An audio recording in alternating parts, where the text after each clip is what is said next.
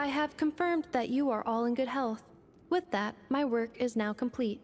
Congratulations are in order.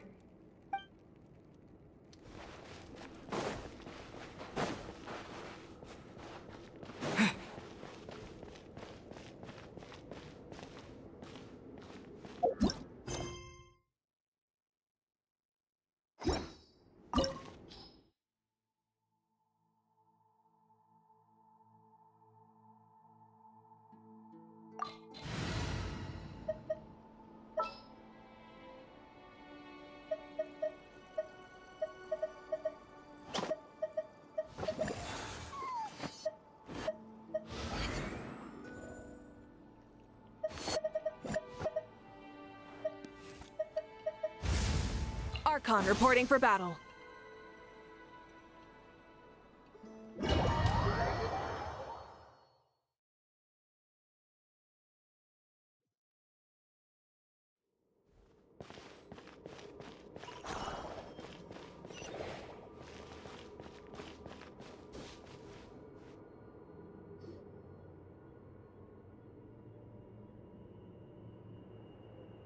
Are these people... Judging by their clothes, they appear to be phantom Hyperboreans from the distant past. That could mean they have some clues about the moon goddess's name, right?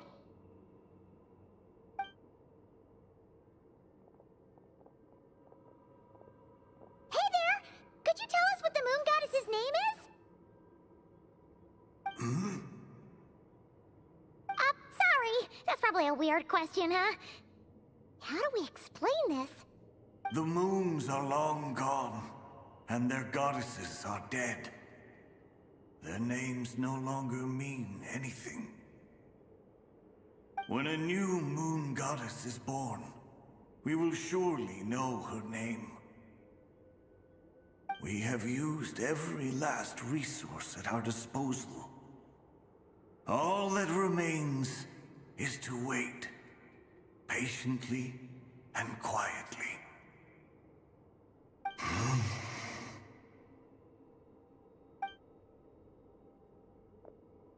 Were the people of the past all this devout? It looks like this phantom doesn't intend to converse with us any further. Surely the new moon goddess he speaks of must be Columbina. Alas, Kuthar's birth came long after the age in which he lived. But, maybe if we find a phantom from a more recent age, they might know Columbina's real name. True. Keep an eye out. We should be able to tell which era they're from by the clothes they wear. Yeah, you've been pretty talkative this whole time. What changed? Oh, nothing. I'm fine.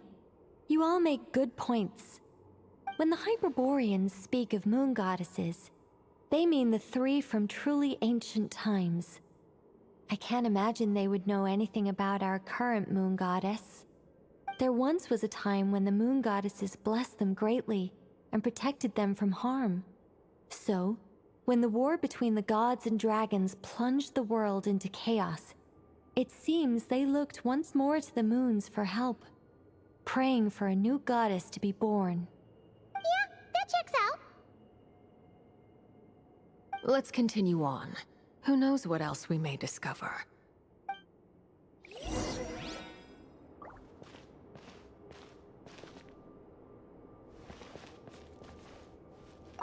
The moons have left for now, but they would...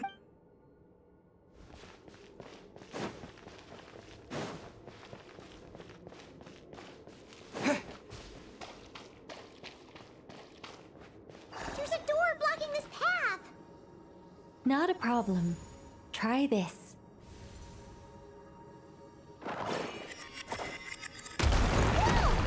How did that door suddenly collapse? This device was maintaining the door's integrity. Remove the core, and the device stops working.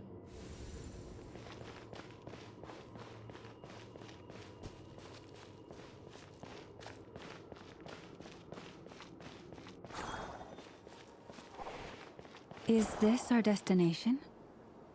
Impressive. More precisely, this is a device that will help us reach our destination. Let's go.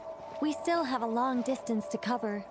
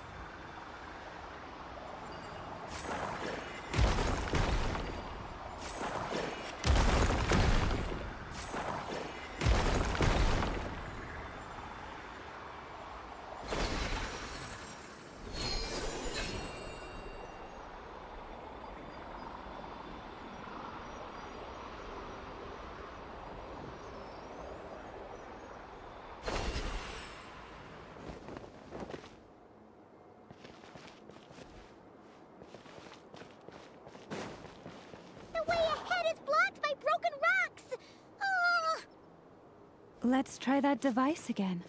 Remember the door from earlier? So it works in reverse, too!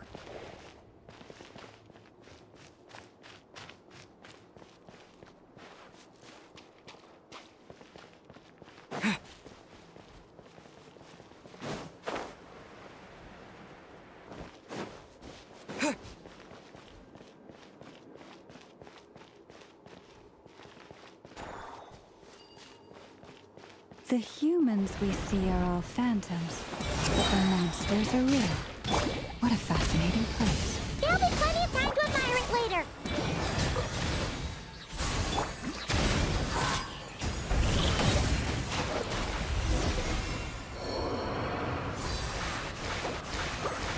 Mind the side effects.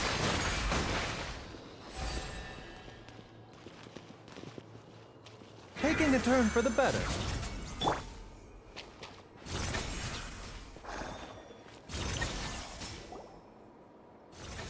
Ooh, there's a whole bunch of artwork in here.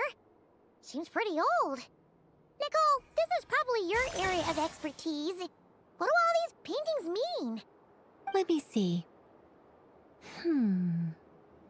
To understand these murals requires some knowledge of the history surrounding the War of Funerary Flame. I shared a little of this with Lauma before. Yes, I think I follow. The dispute between the Moon Sisters, the transformation by Nibelung. Oh no, it's no trouble. I'd be delighted to share the tale again. Alright then. Tevat's 3 moons and their goddesses were brought into being by the will of Nibelung, the then ruler of Tevat. But when the heavenly principles came, they changed the world completely, down to its very foundations. The moon goddesses were nowhere near strong enough to challenge this entity. But the heavenly principles did not view them as heretical entities that had to be removed. Essentially, the 3 moons existed to keep this planet alive and operational, which did not directly conflict with the heavenly principles' aims. Nevertheless, the inherent precariousness of this arrangement would soon be revealed. Nibelung returned. Yes. He did, and thus began the War of Funerary Flame, a battle for dominance between Nibelung and the heavenly principles. Discord would soon emerge between the 3 moon sisters.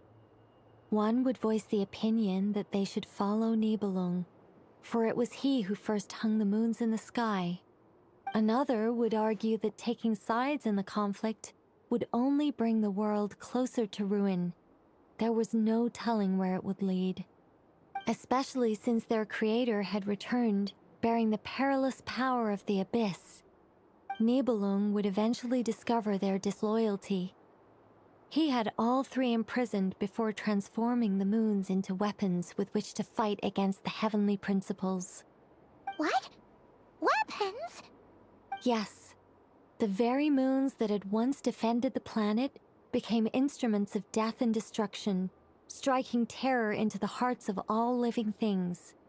And although the heavenly principles and the three moon sisters had once been at peace, it now seemed that the moons posed an unacceptable threat to Teyvat. It is possible that the heavenly principles did not know of the goddess's imprisonment. If so, the weaponization of the moons would surely have been viewed as an intentional breach of the peace agreement. Regardless of who knew what, when, the heavenly principles shattered 2 moons and flung the other beyond the skies. But this much is certain. From that day on, the moons no longer belonged to Teyvat. The rejections slowly drained their power until eventually they passed away. So that's the full story. You say the moons ceased belonging to Teyvat from then on. Why then would Columbina be born here? That is perhaps due to the lingering connection between the Frost Moon, which was not shattered, and this world. You could see it as the 3 sisters' dying wish. They never desired war. All they ever wished for was to protect this land. I see. If the final fate of the 3 goddesses is as you say, then Columbina faces the same grave danger. Our investigation has yet to bear fruit. We must hurry. Yeah, you're right. Let's keep going.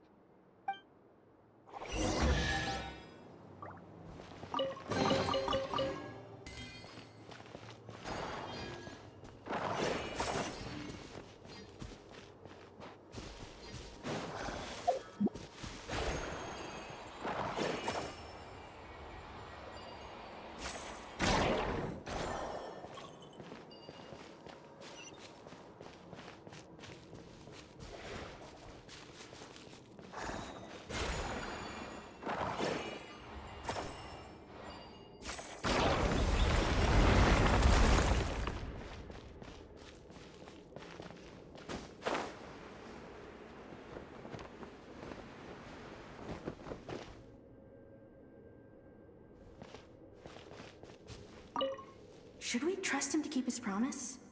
We have to. There's nothing else we can do.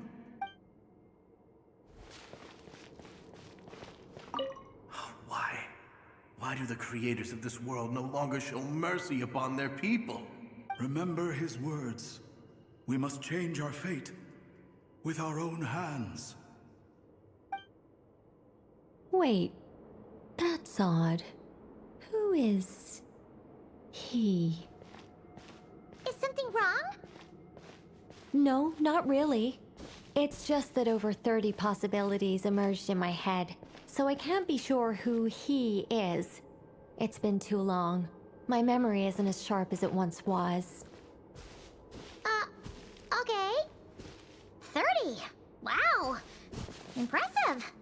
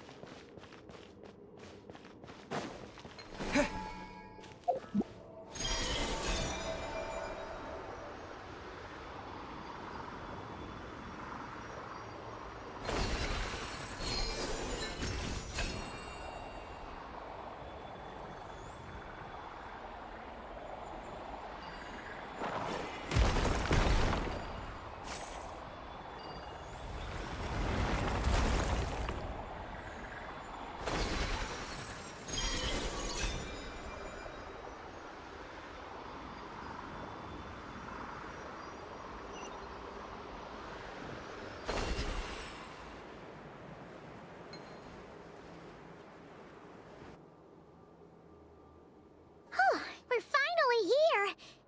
Guessing we'll need to activate this thing? Indeed.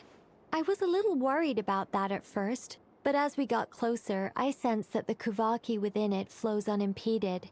It should be functioning normally. The only issue is how to activate it. It's looking a little worse for wear. What about the cores from some of the other devices we've seen? Can we repair it using those? In all likelihood, yes. I imagine that would have been the Hyperborean's backup plan. Let's look for some cores.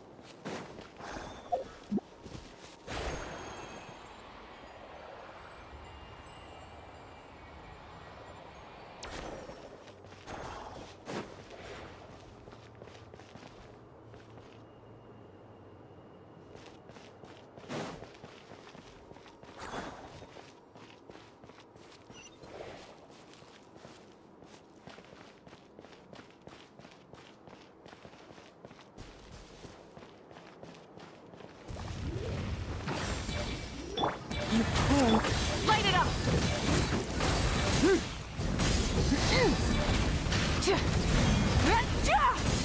Switching gears. A bitter pill to swallow.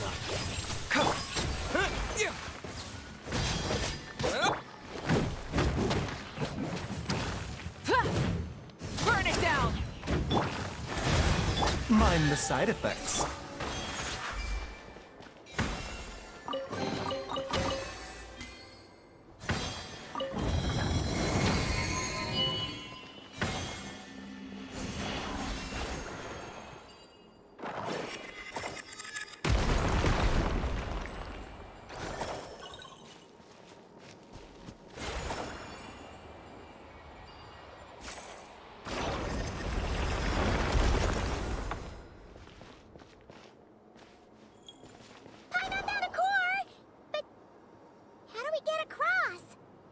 Walk up, then jump down.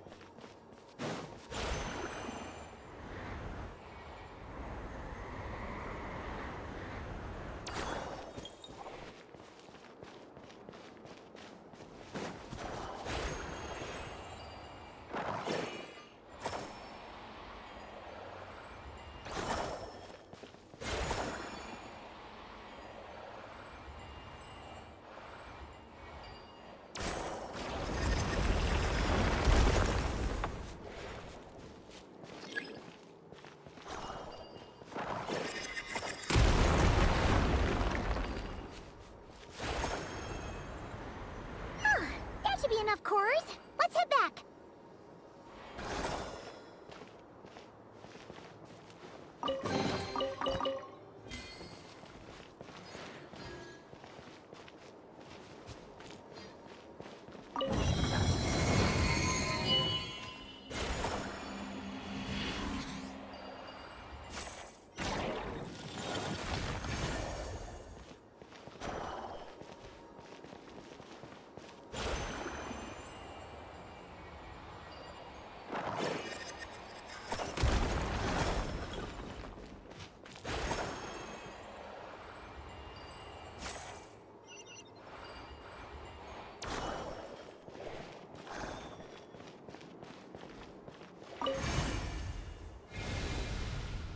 The device is up and running. It's hard to believe that the ancients were capable of constructing such things. Paimon sees our destination! It's right up ahead! Yes, let's go.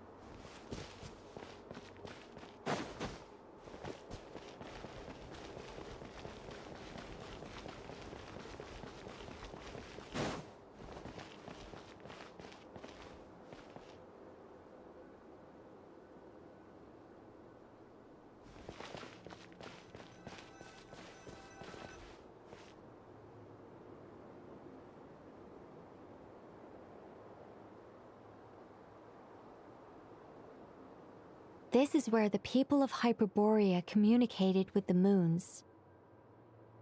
We need only place the moon marrow upon this platform on Moon Prayer Night, and we shall be able to open a portal to the moon and send our moon goddess back home. The assumption being, of course, that we can find her first. That's right. You want to know if it's safe there, don't you? And yet, she has no choice but to return. You know this. Oh, that's not the only issue here. This is the end of the line, right? We've explored everything we can. And despite looking at historical artwork and talking to people from Hyperborean times, we're still no closer to learning Columbina's name. If it's not too much trouble, could you tell me exactly what Alice said to you about finding her name? Oh, sure. What she said was... Then your first job is to find it. As a moon goddess, I'm sure she must have a name she identifies with. Neither Columbina nor Kutar is her true name, and she's never really accepted either of them. Is it not also possible that she has never had a true name? Not at any point in history? That would be a hard pill to swallow. But at this point, we may have to accept that that is the truth. No one knows how she came into being, and she certainly doesn't have parents in any sense that we're aware of. Perhaps she was never granted a name at all. But does that mean there's no way to get Columbina back? She's just gonna disappear and there's nothing we can do about it? Huh? Wait, why all this pessimism? Was it the way I phrased this question? You all seem to be taking this in completely the wrong way. Well, just because she's never had a real name in the past doesn't mean she can't have one now. What? Think about what Alice said again. She never once said that you'd have to find a new name, did she? Are you saying what I think you're saying? Yes. Names are anchors that connect us to the world. If she doesn't have one already, then all we have to do is create one, no? It's like... yes. Traveler, when you first arrived in Teyvat, do you think you would have turned around if someone behind you shouted, "Hey, Tumaini"? But what about now? I understand what you mean. Life is a long journey. Even the friends and family by our side can change over time. When people call you by different names, what matters isn't so much the words themselves, but what they symbolize. And of course, whether that resonates with you. Lumine. So, close your eyes and picture the moon goddess in your mind. If you were to call out to her in this moment, what would you say?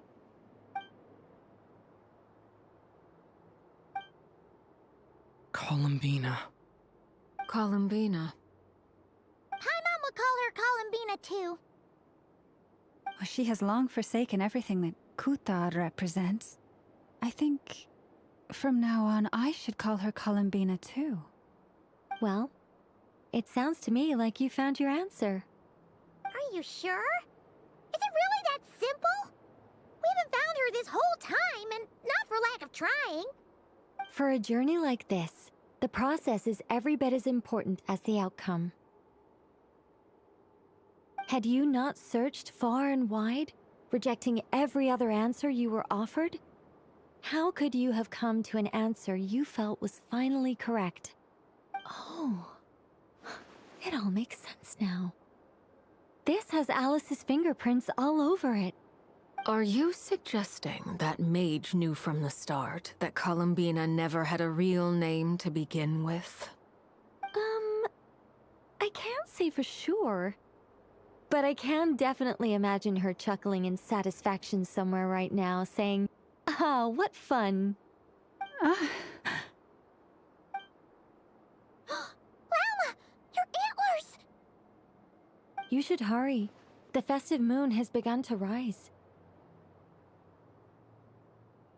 Do not worry, for when you called the name Columbina just now, I could sense that the power within was enough to summon back the moon goddess. The power within what? The name? Yes. So, the thing is...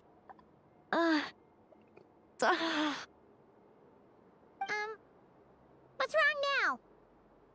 This is so annoying. I really want to explain how that whole thing works. Starting from the founding principles of Tevat and... Oh, I could talk about this for hours. But... Deep breaths, Nicole. Deep breaths. You're an angel. A sober, sensible, solemn angel who has her priorities straight. Okay then. Sorry for asking. Clearly a bad call on Paimon's part. Anyway, you all need to hurry. Last thing, remember how it felt when you called out that name. Then it is agreed. By the name Columbina, we shall find her. Then we'll throw her the best Moon Pair Night party ever! And at last, we will send her home.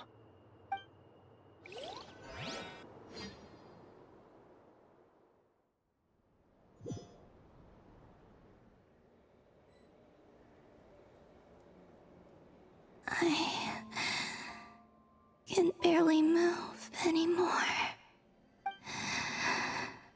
My consciousness is fading away. Have they come back out? I'd love to see them one more time.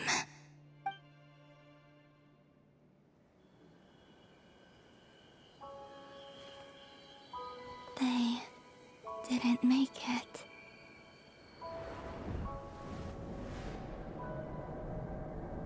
Could you tell me your name? My name is... Columbina!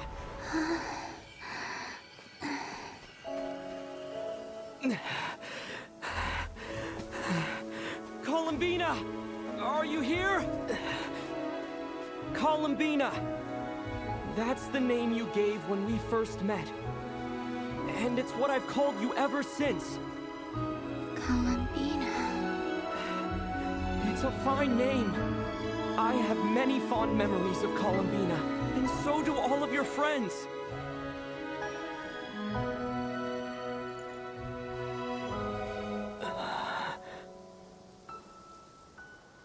If you like this name...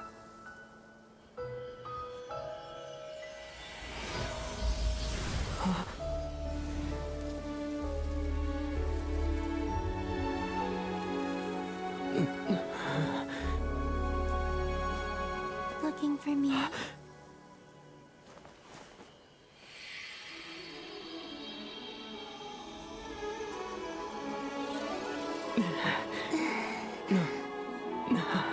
like it. You can carry on using it. My name is Columbina Hyposelenia.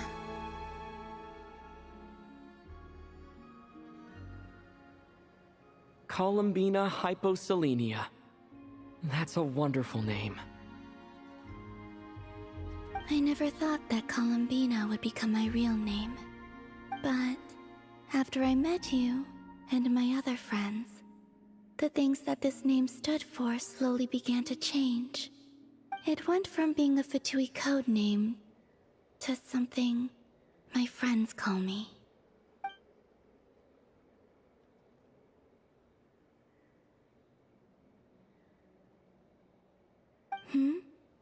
What is it? Why aren't you saying anything? I'm just so happy for you. Thank you. So, where's everyone else? We can go and meet them very soon. Everyone went to different places to try calling your name. Great. I'd like to thank them as well. Everyone's done so much for me. searching for my name, entering those ancient ruins. Huh? Wait, so you were... Yes, I was there. Not physically, but my consciousness was still holding on. I followed you the whole way. Starting from when? You turned around and called out my name while you were in Nasha Town. Do you remember?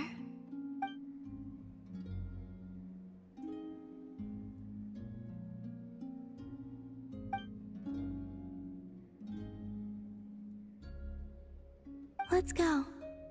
We don't want to keep them waiting. Sure. In that case, come with me. But... Hmm? Before that... Could you call my name one more time? Sure. Come with me, Columbina Hyposelenia.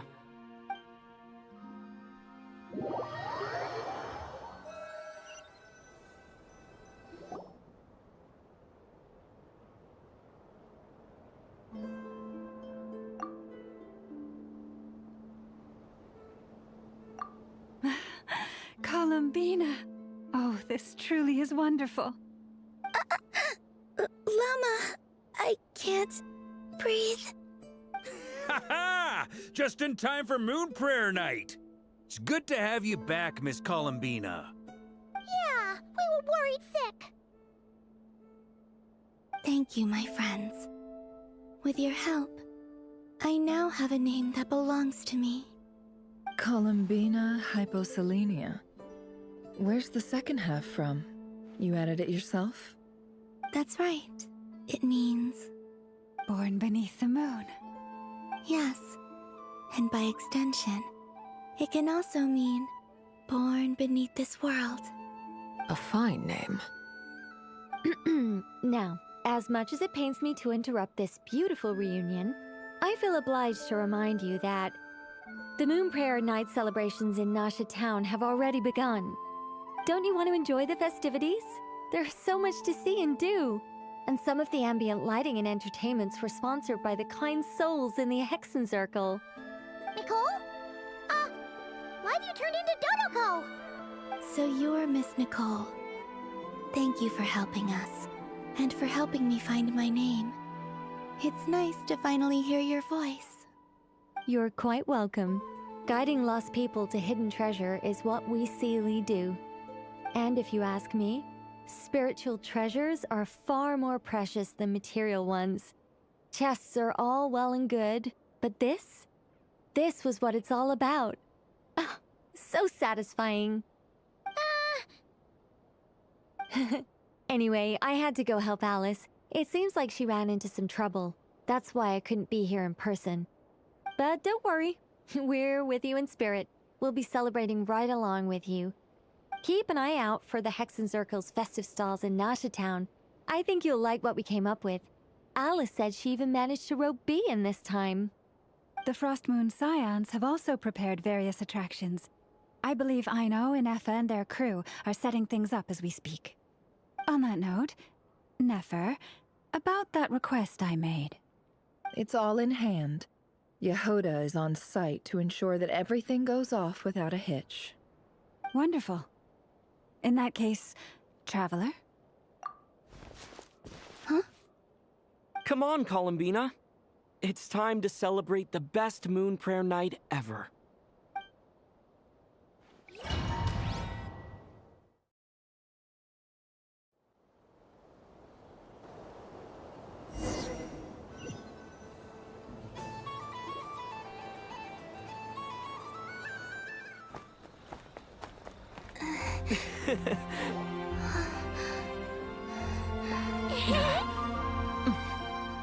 Hey, young lady. Would you like some Moon Prayer Night candy? Happy Moon Prayer Night. Oh, yeah. I almost forgot to say. Welcome home, Moon Goddess.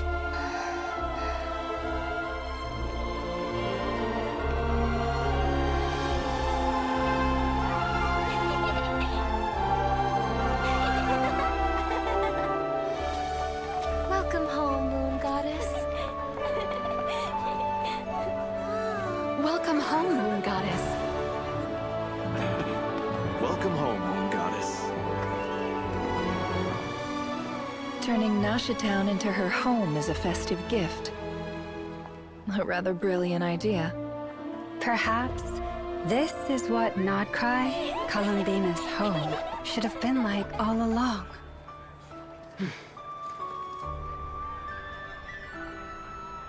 Thank you for the gift. I like it a lot.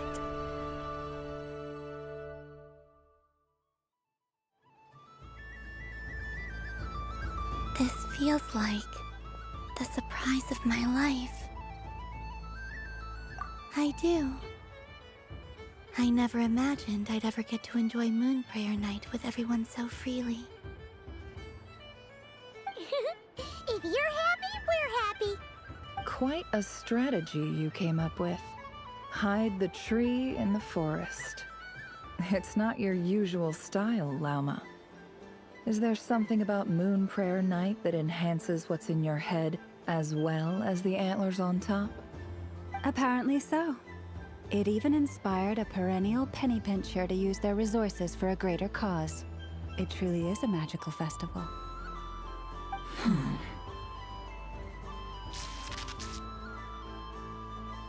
I see it now. This bickering is actually a sign of a strong relationship. Huh? What's everyone doing here? Oh! Miss Columbina, you're back! Yes, I'm fine now. Thanks for your concern. How's your progress with Alice's assignment? Very well indeed. I've never heard her sound so excited. Not like this. This time her excitement seems more serious. Seems like she's had a major breakthrough. She said she'll contact us once she knows more. In the meantime, we're free to relax and have some fun. Enjoy the time off while it lasts. I have a feeling that our next task won't be so simple.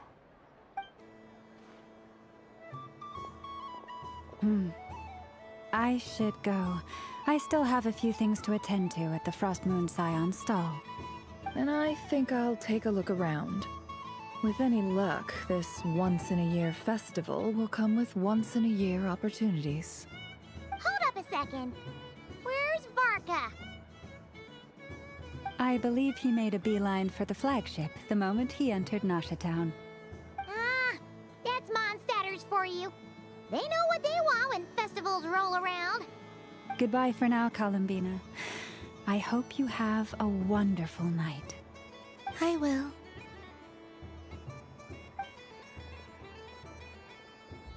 Well, in that case, don't just stand there. Get out there and have some fun. You'll definitely get a warm welcome at every stall. Oh, also, take this map with you. It's a guide to the festival.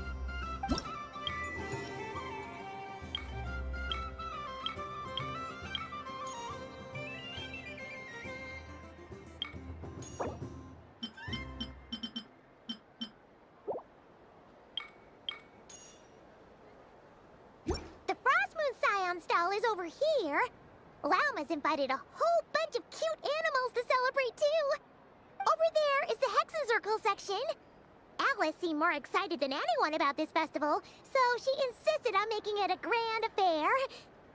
Oh, and then there's the Nasha Town local specialties, including... Actually, forget that.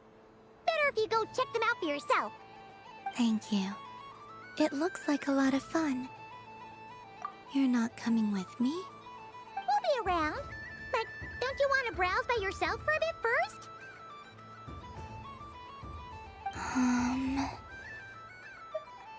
Yep. If you find something you like and want to try it out together, just give us a shout. We'll be right with you. Otherwise, just relax and enjoy yourself. There's so much on offer, so try to experience as much as you can.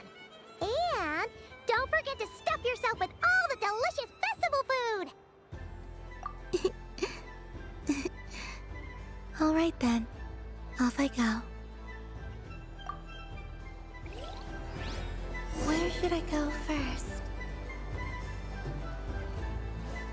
This must be the mage's stall. It feels like I've entered a fairy tale. How lovely.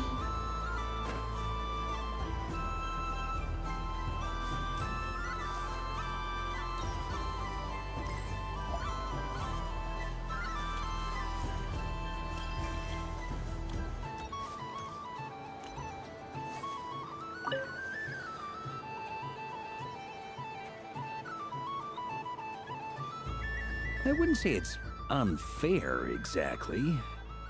I mean, your voice goes right into people's heads. How would you explain that to the kids? You can't just explain it away as magic. Is something the matter? Ah, Miss Columbina! No, nothing you need to worry yourself about. Ah, impeccable timing. Stick around for a second, Miss Columbina. I need your input on something. This self-proclaimed Knight of Justice has yet to give me a satisfactory answer. I, for one, would like to hear your verdict on the matter. Hey, now, I left the flagship just to help you out, Miss Nicole. What's going on? So Alice and I are both using long-range remote control spells that work on similar principles, allowing us to attend this festive fair in Dodeco form. Sorry, let me backtrack a little. While similar, there are some key differences. Alice, being a great mage, wanted her Dodeco to reflect something of her own charm and mystique. So she adjusted the way its tail moves when it spins around. An entirely gratuitous move, in my opinion. I hardly see how anyone is going to notice that. If anything, I'd say that anyone who stares intently enough at a Dodeco's tail to notice such a small detail is someone we ought to be highly concerned about. I only say this to emphasize that my question has nothing to do with tails. Now that we're clear on that, why is Alice's Dodeco permitted to interact directly with the children celebrating Moon Prayer Night, while mine is not? Your voice speaks directly into people's minds.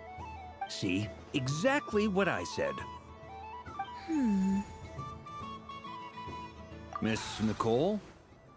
Ugh, I can't stand it. I know that probably makes me sound like a whiny child acting out in front of their parents. And it's a little embarrassing now that I think about it. But hey, I said it now, I can't take it back. That would be even more embarrassing. Also, don't go reading too much into that analogy. It was off the top of my head. I'm actually an awful lot older than either of you. Miss Nicole, are you saying that you'd like someone to play the game you've prepared? I'm not so invested in that. It's just something cobbled together using items I borrowed from Alice. She probably didn't even make them herself. The point is, I want to know everyone's thoughts after they receive their prizes. But as you've said, I can't just ask. I've been biting my lip for so long, and I've had no one to vent my frustrations on. I thought this was going to be a nice, straightforward festival where I'd get the chance to guide people to treasure. Well, can I play? I can't guarantee that I'll win a prize, but... You will? I'd like to try. Then what are we waiting for? Let the game begin! It's like they forgot I was ever here. Ha ha ha ha.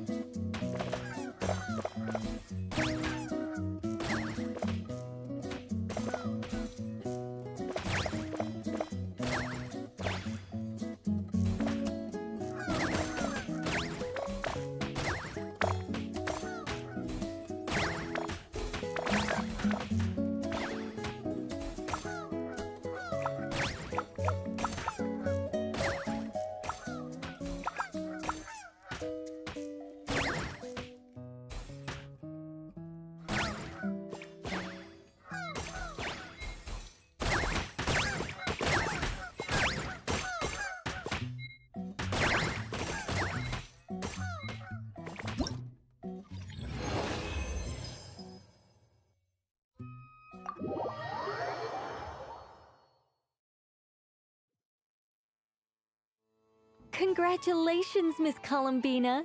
With your great wisdom, you have overcome every obstacle in your path and conquered the great challenge posed to you by fate. Fate? Well, something to that effect. If you'd prefer something more poetic, it could be the icy winds or the dawn. Anything you like, really.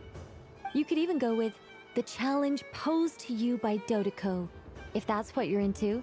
Anyway, you can take or leave my suggestions. Moving on. All my hopes are now resting on this. Can I open it now?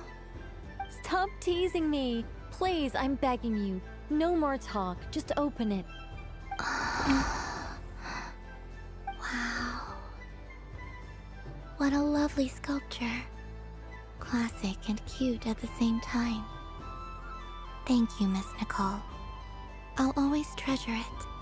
Ah, there we go. Music to my ears. You have my sincerest gratitude, Miss Columbina. Thank you for sharing your precious time with me and fulfilling my wish. Don't mention it. You've all done much to help me. And still, I'm the one receiving all these gifts.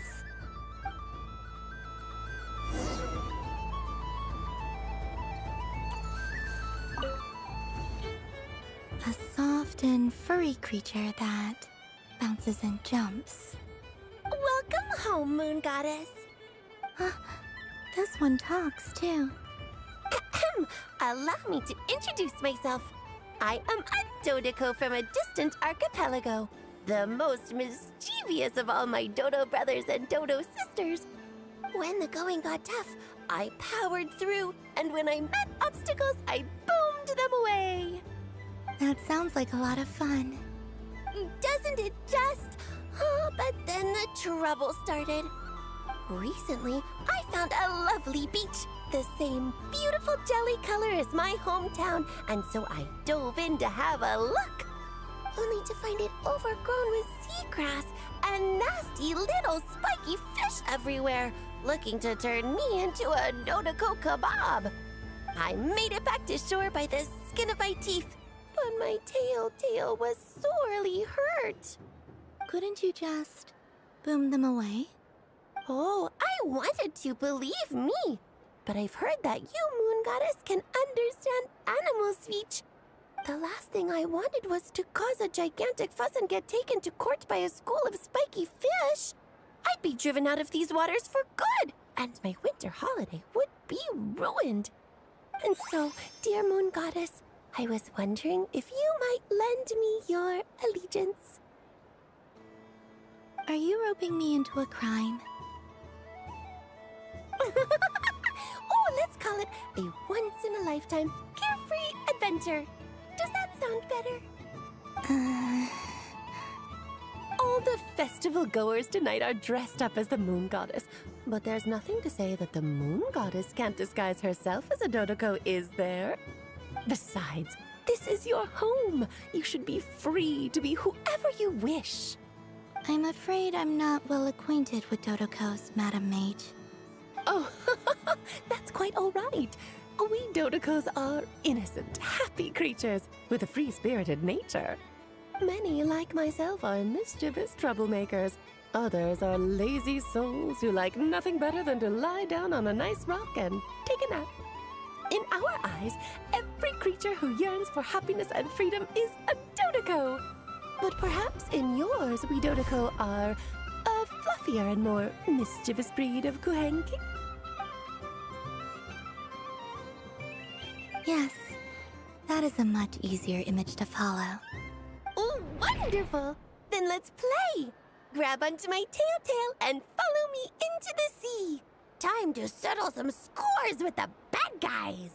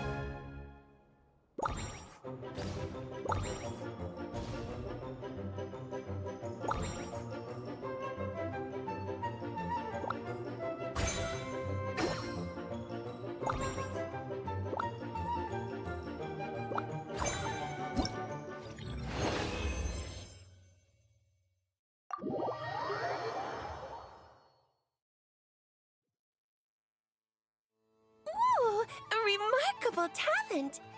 So, what do you make of it? The use of Jumpy Dumpties doesn't come as naturally to me as Kuvaki. But their unpredictability makes it fun. I think they call this... novelty? Indeed! And how did it feel blowing those pesky nuisances away? Not bad. Any guilt? What do you mean? Oh, wonderful! Lovely answers to all 3 questions. You've passed the safety test. Now I can give this special bomb to you as a souvenir. Remember, if you find any meanies living on the moon, you can use this to boom them into oblivion. I will.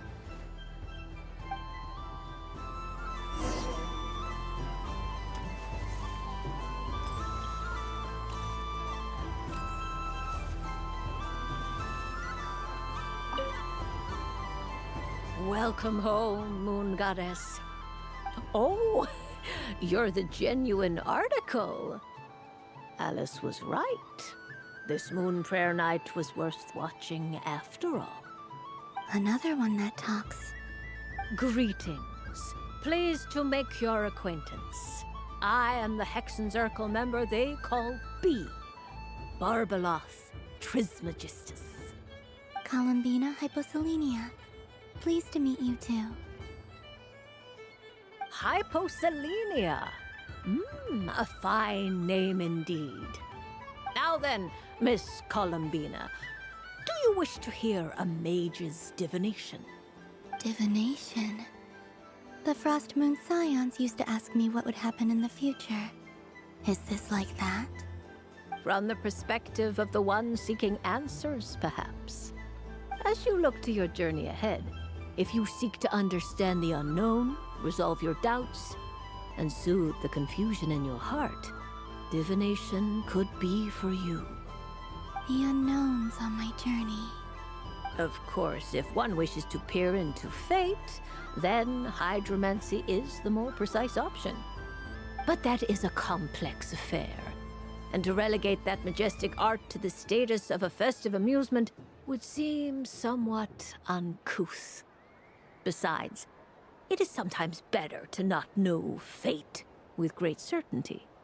Hence, I shall use the suitably festive Luna Arcana to tell your fortune instead. It is more popular with the youth in any case. Lunar Arcana. Indeed. Unlike hydromancy, this will only display possibilities and trends. People like to think of themselves as creatures of agency and free will. Peering too far and too clearly into the future is detrimental to both body and soul. I'd like to give it a try. Of course you may. Come then, take a seat, Miss Columbina. Before we begin, are there any specific questions you would like to ask? Let's stick to general possibilities and trends, like you suggested. Ah, very well. then I shall use the basic Lunar Arcana deck. Now, try to relax. Cast your mind upon the things you have experienced and the things you are soon to experience. I will shuffle the deck. Would you like to cut the cards yourself?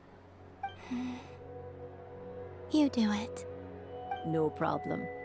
Now then, to make things easier for the Seeker, that is to say, you, I shall decipher the cards from your perspective.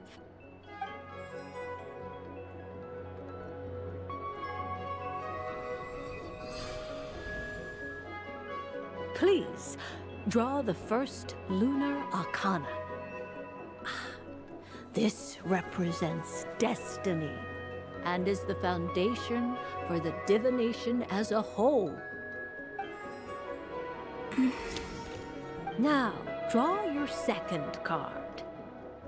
This will stand for the past, the sum of all your experiences that have come before. And now the third Arcana. This is the present, your interpretation of the current moment. Finally, the last card. This shall speak of the future, which... Oh. Kuvaki Pulse? Fascinating. I've never encountered this before in my role as a diviner. Something has exerted an influence upon this card, causing it to leave its designated position.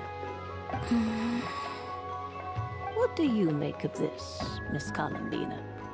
Perhaps this is the guiding hand of fate in action. Of course, if you wish, you can choose to deny the validity of this card and draw the future for yourself. No, it's fine. Let's go with this one. A bold decision. I must say I'm looking forward to the results. Well then, let us flip the Lunar Arcana in sequence and see what emerges. Sure. First, Destiny. No surprises here. The card that represents yours is the moon. The moon. Indeed. The moon can represent the truth at some times, but deception at others. False peace, destructive calamity, and the world-changing power that lies within. When the moon is placed on the destiny tile, it indicates that your destiny is not what it may appear on the surface. Instead, it may yet have a hidden side. It symbolizes a journey through the fog, fraught with uncertainty and deception, where one must face inner challenges head-on. I don't understand. Patience, my dear. This is but the first card, which serves as a basis for the interpretations that follow. Our divination will only grow clearer from here on out. Now then, flip the second card, the one that speaks for the past.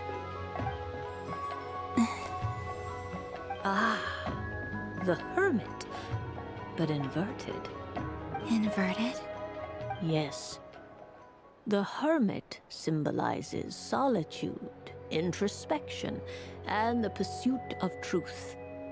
When inverted, it represents isolation, truth out of reach, and a path that leads one astray. Combined with the moon as one's destiny, the Hermit inverted represents a choice you made to stand alone in the past. It was a choice made not out of fear or arrogance, but for reasons that others could not perceive. You fumbled through the darkness without a guide, but you did not find your way. Rather, you went astray. More than once, it would seem. Is this about how I became Kutar despite not wishing to become a god? And how I joined the Fatui because I yearned for a place to belong? I suspect only you know the answer to this question. All is not lost. The past is in the past, and so it shall remain. Shall we look into the present now? Oh my. The lovers. One of the most interesting Luna Arcana. What does this one mean? This means that you have had an unprecedented emotional experience. The joy of finding your soul becoming intertwined with that of another. A precious and wonderful thing indeed. It's true. I've made a lot of friends recently, and they are very good to me. I like them a lot. That sounds lovely. I am most delighted for you. The lovers can also represent important decisions, perhaps related to a parting of ways. Now, if I were to guess... Yes. My return to the moon. I understand. Parting with friends is never easy, Columbina. But rest assured, this is not the end of your journey. There is always another story waiting to be told. The future always lies ahead. The future. Well now, it's finally time to flip this most mysterious of cards. Why did it appear? And what does it wish to tell you? I'm ready. Very well. Flip this card and see what lies on the other side. Oh. Miss Barbeloth? What is it? This card is death. That doesn't sound very good. It depends on how we interpret it. It is true that it can represent an agonizing death, a complete and utter end, but at the same time, it can also represent rebirth. Do not forget that your destiny card is the moon. That lends your future many different potential meanings. If death spells the end, is it unavoidable? As I have said, divination can only display general trends. It is a rough guide, but it does not show predetermined outcomes. Allow me to summarize it for you. In the past, you may have lost your way, but now you have gained new connections and new strength. You now face an important decision, one that may bring about a great change in what is yet to be. This change might, in turn, be the end of all things, or their beginning. But remember, everything is subject to change because of the moon present in your destiny. You must see the truth clearly and face your innermost thoughts. The truth. My innermost thoughts. Thank you, Miss Barbeloth. Don't mention it. Some people dislike divinations, for fear of glimpsing an ending to their story that they wish was not so. But I can see that you're different. The result of this divination will not sway your decision.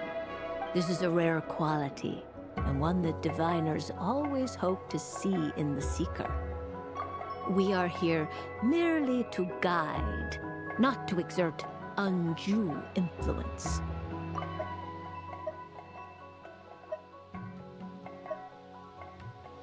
I understand. Go then and illuminate your future, Miss Columbina. The moonlight that shines from you now is most captivating.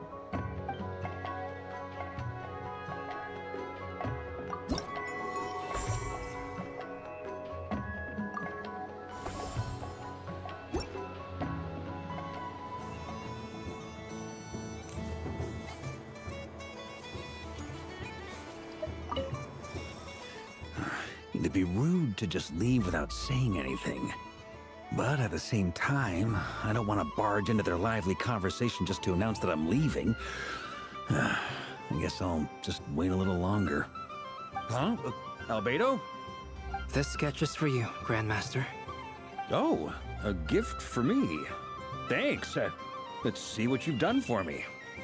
The North Wind left in the lurch.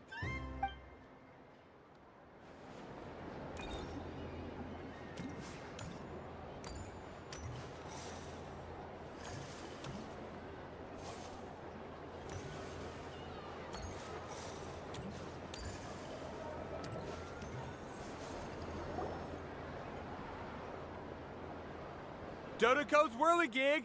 Come check out Dodoco's Whirligig! Ah, welcome home, Moon Goddess. Might I ask what this is? Ah, it's a very special amusement sponsored by the great mage herself. Ride on a soft and furry Dodoco and embark on an unforgettable adventure. I say that, but I'm just following a script here.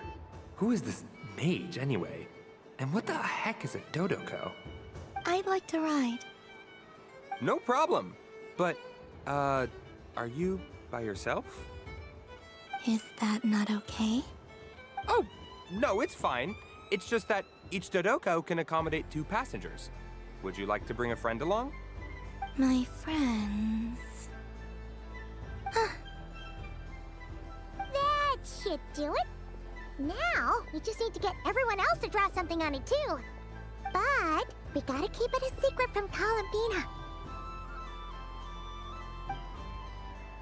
Traveler.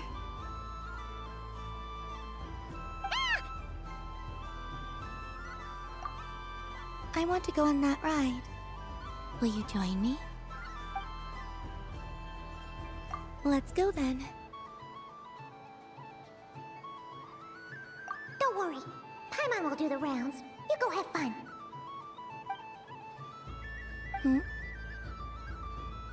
All right. I think we have to wait in line over there. Please take your seats. For safety reasons, you mustn't try to leave the ride before it comes to a complete stop. All right, you're all set. I wish you both a wonderful journey.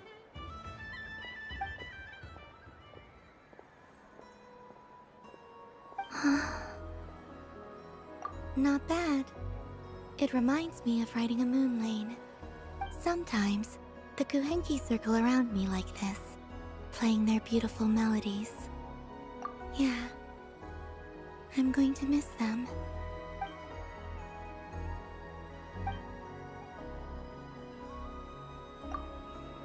It does. I've felt scared in the past, too. But this is a little different. You know something? I got to see a lot of fascinating things during my disappearance.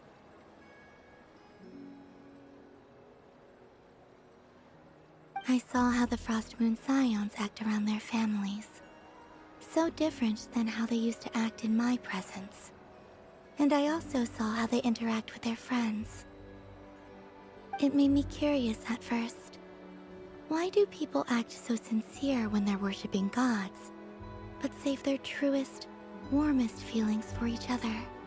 Slowly, I came to realize that it's because they trust one another.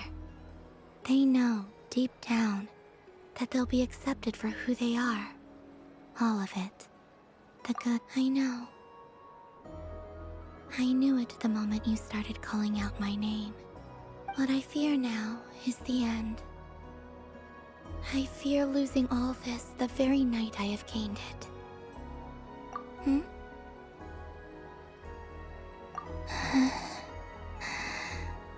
Thank you for this conversation.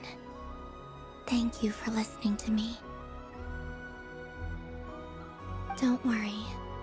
This fear I have, and the unknown that awaits me, they cannot hurt me. Not when I possess a treasure far greater. I just want you to remember this version of me. The real me. On this final night together. Dear passengers, Dodoco's awesome adventure has come to a close. Please leave in an orderly fashion, and we look forward to seeing you again in the future. Don't want the journey to end, huh? Don't worry, you two. There's always another adventure waiting just around the corner.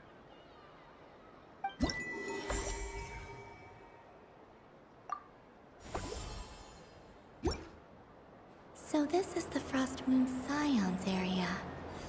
It feels very familiar. But everyone looks much happier than usual.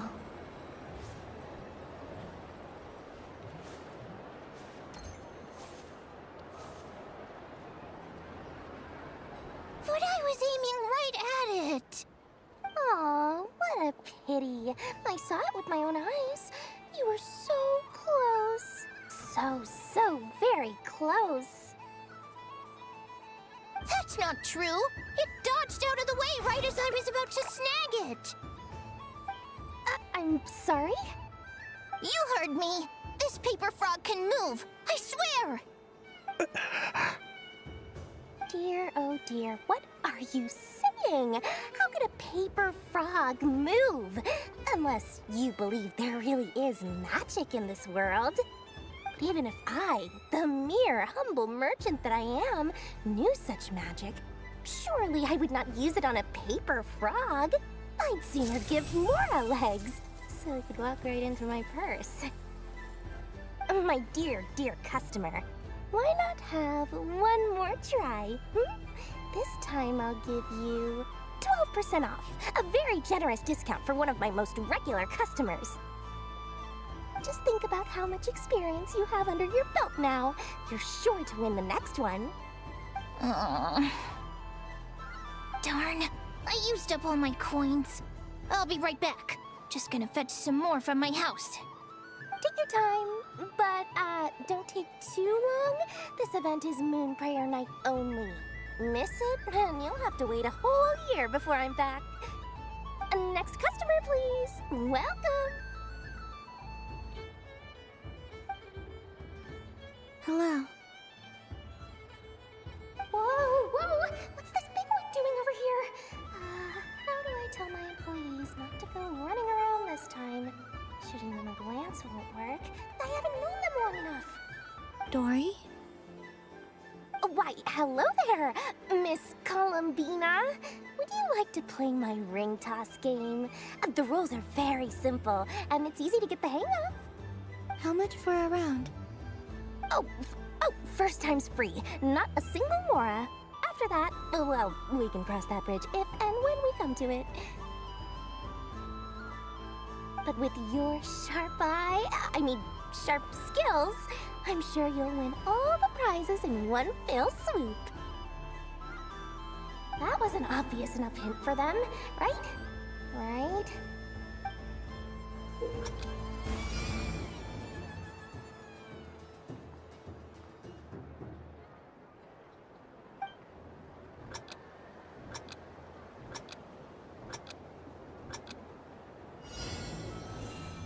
Here comes the ring!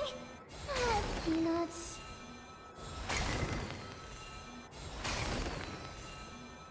Change tracks! Roselle, should we move or not? Just a tiny bit. All right, then I'll... Oh, sugar plums, not the clock hands. How do I move the legs again?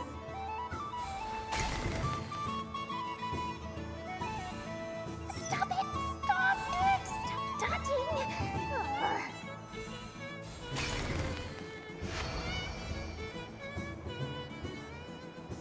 Let's see now.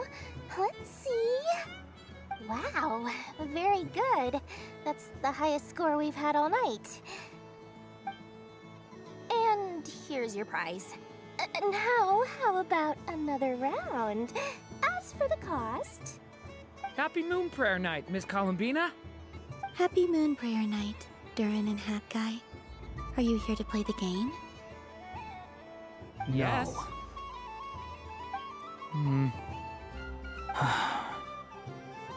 You said we were just coming here to say hello.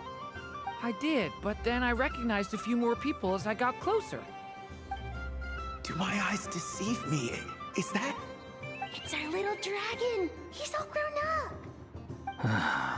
Someone's popular.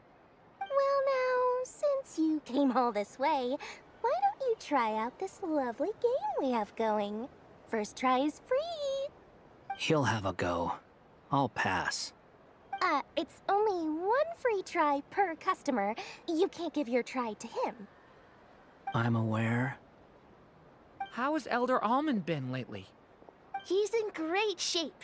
He goes for a run in the forest every morning to stay fit and healthy. He tried to go boat racing with Firecracker a while back, but he couldn't even make it onto the Lotus Leaf. Firecracker was in fits of laughter. How about you, little dragon? Can you still fly? Yes, I can. But you've become less chatty. Has growing up been tough on you? We call that maturity. You know, the thing people sing about. The knight wields a sword of stone to defend those hearts that are made of gold. Stone is very heavy. That's what keeps him from talking too much. That's awesome! I want to be a knight when I grow up too. Ring, here I come! Ha! Oh, the hat-wearing man. I never thought I'd see you again. You seem more determined than when I saw you last on the train. If you say so. Oh, I do say so. The people you once helped see it clearly. It's because you are once again on the right track. May the engine in our hearts propel us to the station of our dreams. I can move! I can move now, Roselle! What are you doing, running into the rings like that? You got them all so quickly! I have never seen anything like this in all my travels. Is this guy actually an old friend of theirs? But how? They're origami animals and clockwork people from a fairy tale. Getting to know them would be quite an arduous task, unless they share a hometown? I have to get to the bottom of this. Next time I see the Great Mage Alice, I shall demand answers. Thank you, Dory. I had a lot of fun. So, now for your prize. Where did I put it? Give me a moment to dig it out. Oh, sweet grand prize. How I wish I didn't have to let you go. Good thing I've already turned a profit from the customers earlier in the night. Otherwise, I'd have wasted all my hard work. Okay, I'm back. What? I leave for 2 seconds and someone's already claimed the grand prize? Oh, well, these things happen, you know? Perhaps you'd be interested in one of the other prizes instead. We've got all kinds of wonderful goodies here. Is this the thing you wanted? Here, you can have it. Huh? But... Don't worry about it. It will be happier with you. Oh, thanks so much, Miss. Moon Goddess. Oh, goodness gracious, Columbina. Give me strength. How am I supposed to make any more money from this child at this rate? Daddy, look! That's the game I was telling you about! Forget it. She is the Moon Goddess after all. I'll think of some other way to swing this. Maybe I can try to hook this new kid. Huh? Oh, someone already won the grand prize. You can take mine if you want. What? Why? Why are all these bleeding hearts coming here to ruin my business? Happy Moon Prayer Night, everyone. Happy Moon Prayer Night.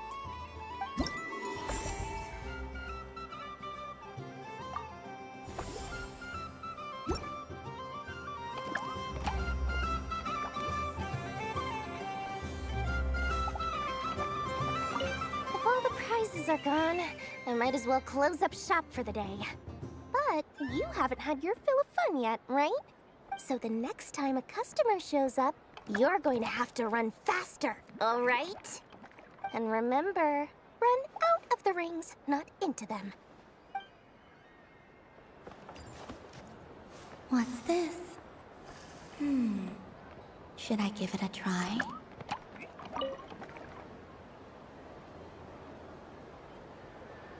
Come on, Citrus. One more round. Just one more.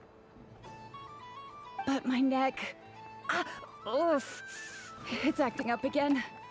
You should take a break. Health comes first. Yeah, don't push yourself. We'll find someone else. Hey, don't look at me. I'm the referee. What are we gonna do then? Do you need any help? Yes, we do. We need one more player for our game. All right. Could you teach me how to play? It's really simple. You just throw the dice and move by that number of tiles. First one to reach the finish line wins. Rolling a hamster means you move one tile. A paper frog is 2 tiles, and a flying squirrel is 3 tiles. 'Cause they go the fastest. Okay, I get it. So, we're all set? In that case, please take your places and let the game begin!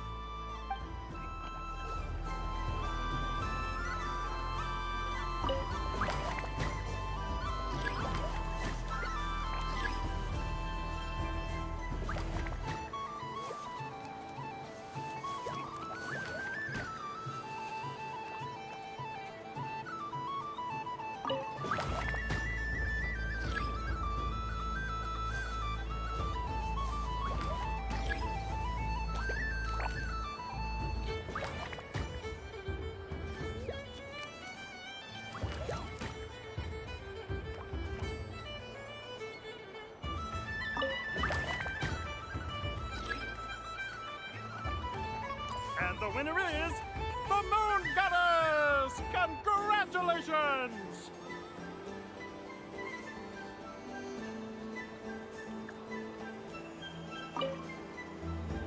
It's a pity that my good friend Faro Bear is busy working on a training program for Princess Mist. If he could have been here, the victory might have been his.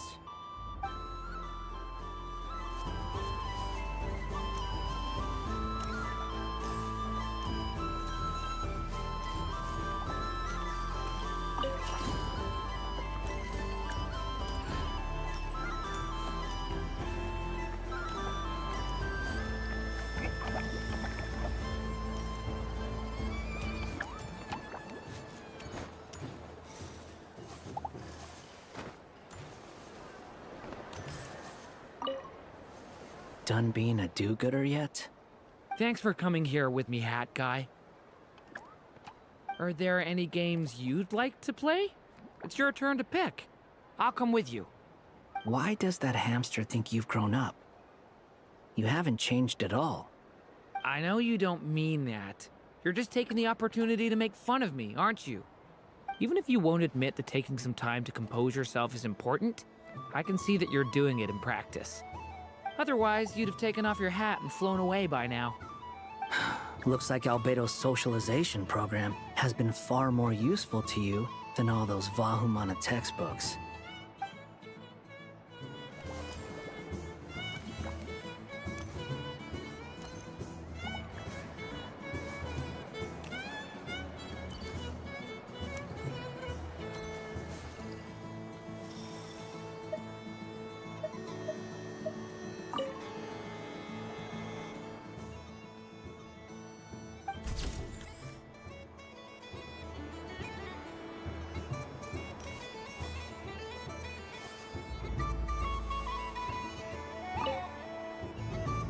If this were any other day, I'm sure it would make for a great photo opportunity.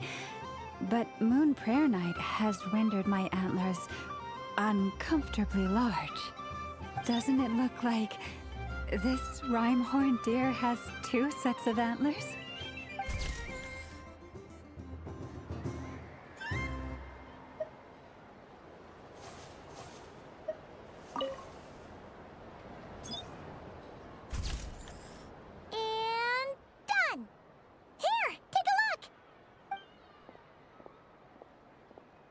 I think it looks quite funny.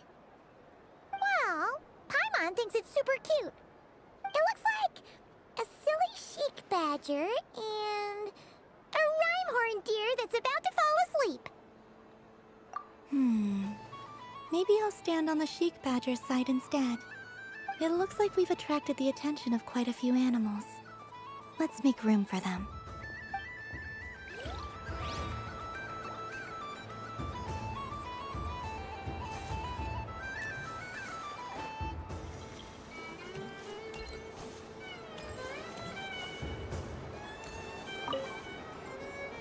Fun ride, huh? You and Columbina looked pretty sad to leave. This isn't gonna make Paimon dizzy, is it?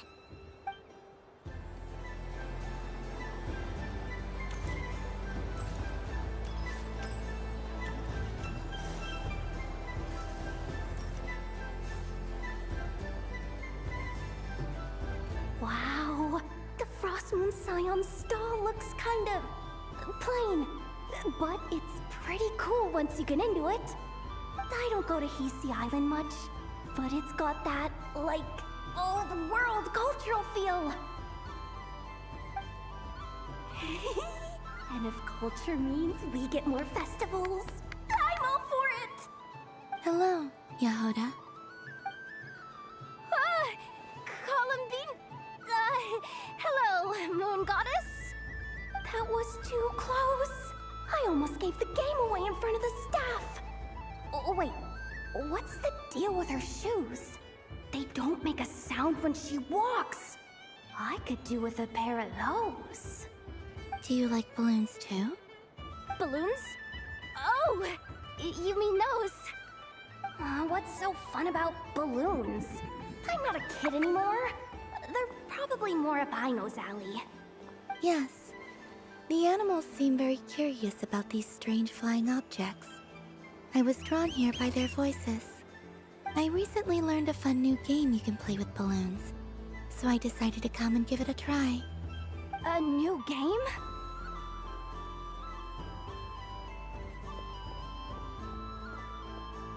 Hello. Welcome home, Moon Goddess. Here to buy some balloons? Yes. Could you give me a few that haven't been inflated yet? Are you sure? I guess it's not a problem, but... Yes, please. Thank you. Uninflated balloons? But those are just little rubber pouches. What does she want with those? Would you like to play the balloon game, Yehoda? Huh? Sure. I guess. How do you play it? Wait here a moment.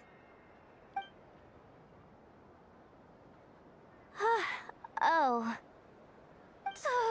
This is so weird. What have I got myself into now? I thought I saw Columbina nearby. Uh-oh! That's the fourth Harbinger! Although she's helped us out quite a bit, she's good people, right? Is she looking for Columbina? Oh, guess that's my ticket out of here. I'm not sure my heart can take being sandwiched between two Harbingers.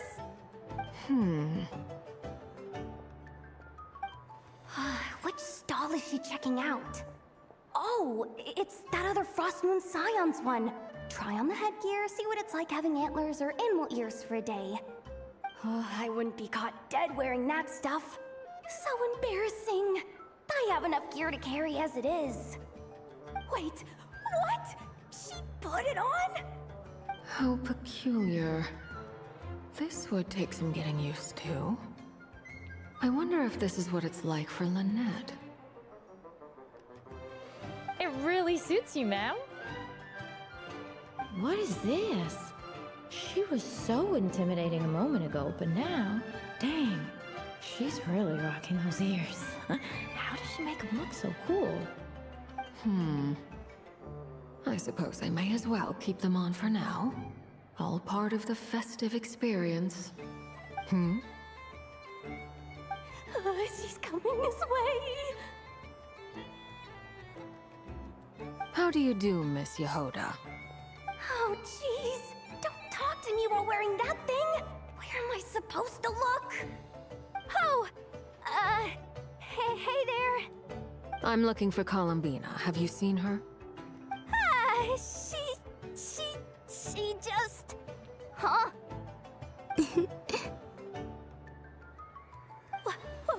Wait, is that what she meant by balloon game?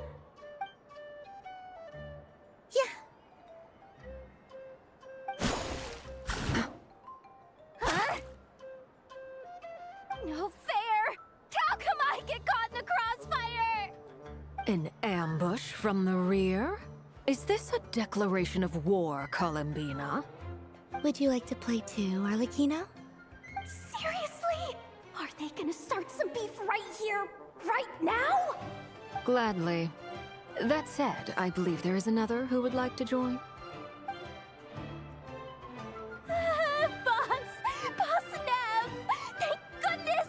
You've gotta get me out of here! Things are kicking off big time! Hello there. I'd like 10... no, make that 20 balloons, please. Uninflated. What? Miss Moon Goddess, I hope you're prepared to pay the price for assaulting my employee. Welcome to the game, Nefer. Just to be clear, let's keep this a fair fight, okay? No strange powers, please and thank you. Naturally. Don't just stand there, Yehoda. Aren't you going to team up with me? Huh? Do I have to? Of course. Don't forget, the Curatorium has a reputation to uphold. I knew something like this was gonna happen.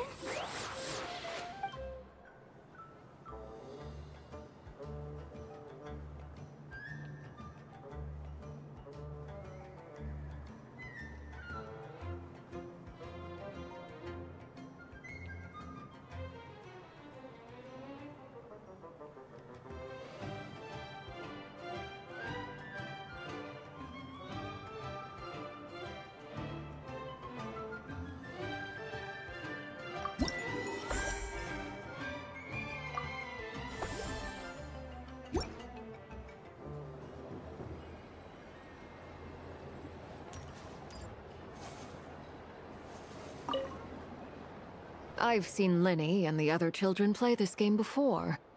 It would seem that it's not a bad way to relax, once in a while.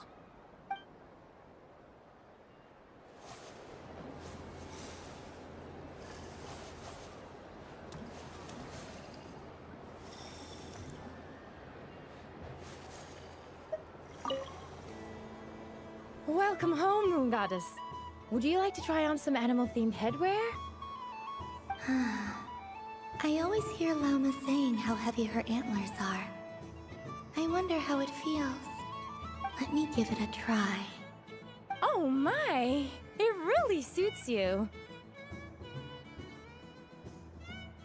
It's a little itchy, and it's hard to turn my head. Should I keep wearing it? How does this look? How does this look?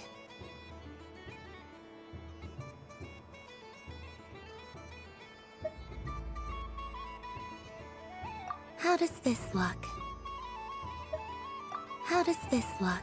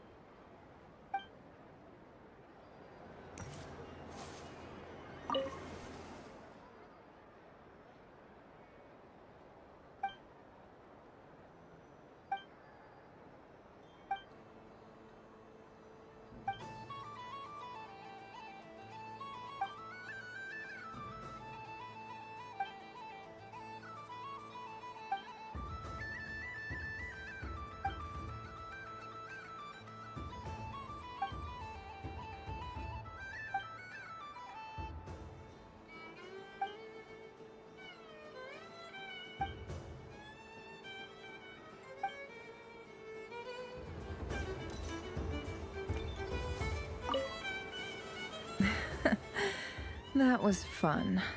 It's a shame Ashru doesn't like playing with water, or I'd have roped him in as well.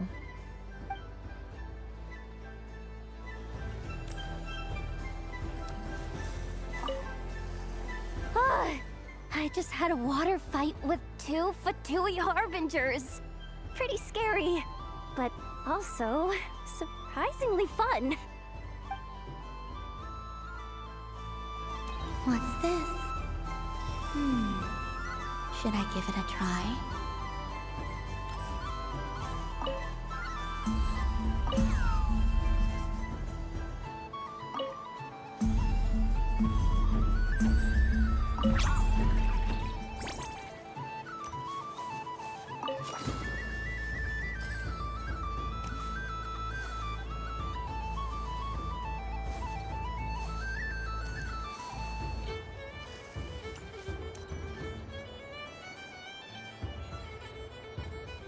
I wish for a never-ending supply of laka berries. What a humble wish. Probably written by a child.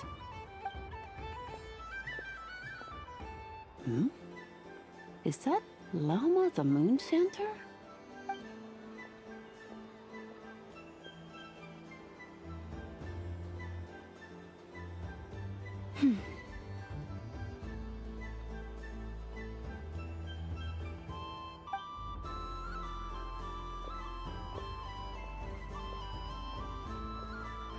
I wish that the long plume ibises would stop biting me.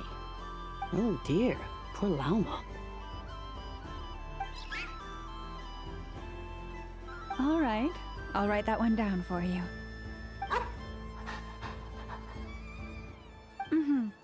I got it. While everyone else is celebrating Moon Prayer Night, you're as busy as ever. I don't mind. It's rewarding work. A good kind of busy. My antlers are at their heaviest tonight, and the Kuvaki waves are especially strong. But as I help these dear friends hang their wishes up, I feel a great peace within myself that is hard to describe. You see, they are all such beautiful wishes, and they are ones that we can fulfill by our own strength. Do you blame me, Llama? I want to hear your honest answer. It is by the help of so many people that I can return to the moon. But I feel as though I've hardly done anything in return. You've done plenty, Columbina. I say this in earnest, both as someone who knows your history, and also as a friend who has seen what you've been through. What about as a moon chanter? I feel proud to honor our moon goddess's wish. And I'm sure any moon chanter in history would have felt the same way. Thank you for your kind words, Llama. But... Since you asked for my honesty, I won't lie to you. My feelings are mixed right now. Besides pride, I also feel... I suppose it's a reluctance to let go. Once you return to the moon, we will be far apart and separated by a false sky. I'm sure those of us left behind will gaze up at that sky, yearning for the moon once in a while, just as you used to do. I will miss you, Llama. I will miss you all. I hope to stay in touch. I will try and find some way to send messages down from the moon. Perhaps you could use Kuvaki. I've heard Yehoda say that signals can be sent using long and short waves, or strong and weak lights. That sounds a little complicated. What if we forget what the signals mean? We could prepare a codebook beforehand, but... You're right. It wouldn't really suit you. Still, whatever happens, I believe that you will find your own unique way of communicating with us. And now that I think about that, my heart feels lighter. Because you trust in me? Yes. I have faith in you, and in the power of truth. In my experience, the truth tends to be difficult, but that's what makes it stand out from what is false. So I'm confident that your thoughts and your love will shine through the curtain of lies. We will know it when we see it. Thank you. Now, could you help me hang up my wish? Is this? I wish that all who dwell in this moonlit world can find a place to belong. And I wish that I shall one day see my friends again. It's 2 wishes. I hope that's not too greedy of me. Not at all. And I think you speak for us all with the second one.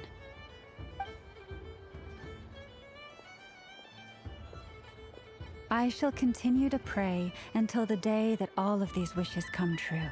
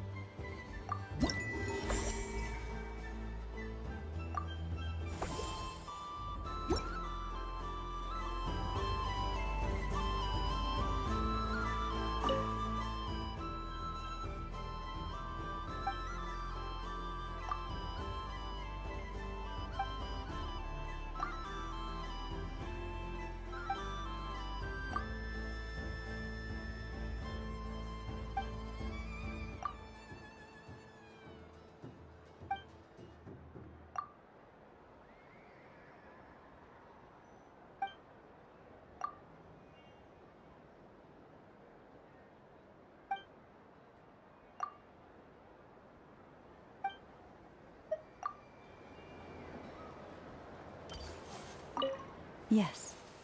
May everyone's wishes come true.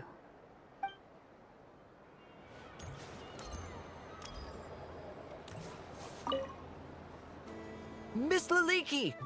A kitten's been following you all this time. Oh, so it has. Hello there, little kitty. May the moon light your path. Did Lady Llama send you? Or was there something you needed? You'd like some moon prayer candies? No? I believe it wants that box. The one with the moon prayer candies in it. Oh, I see. Here, kitty. Come on. Here you go. Thank you, Lady Huh. Mr. Cantor, did you see that young lady dressed as the moon goddess? When did she leave? Sorry, no, I was looking at... I was watching the... cat. I see. The resemblance was uncanny. She seemed like the true Lady Kutar, the one who guides souls.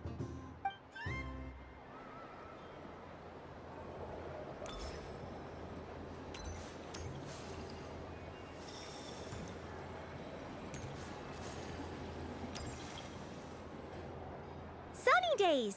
I prefer sunny days. Ah, well, you are as warm as the sun itself, Moon Goddess. Very well. I believe your spirit animal has to be this most adorable chic badger. Wow! Thank you, Mr. Talking Magic Lamp. Have a very happy festival, Moon Goddess. Lance? That's you, isn't it? It's our little secret, my dear traveler in Paimon. Okay, sure, but why are you here selling sugar sculptures? Everyone celebrates in their own way. After gazing into the abyss and spending time around gravestones all year, what better way to relax than to see sunny smiles on the faces of the living? Besides that, I like to think of myself as a fair judge of character.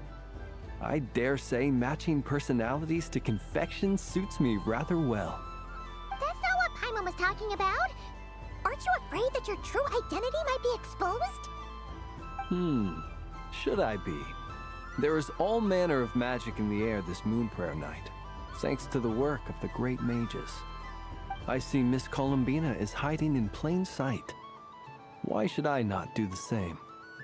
Why miss this rare opportunity to enjoy a special evening in my true form? Fair enough.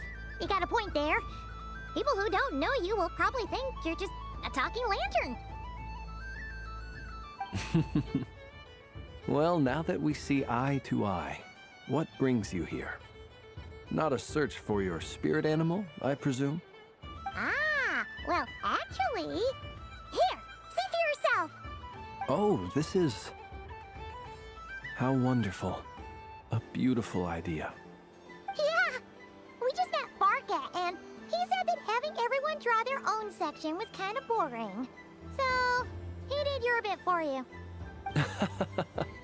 Ah, Varka. Ever the maverick. I see his artistic skills are truly one of a kind. In that case, I shall paint something on Mr. Albedo's behalf in a short while.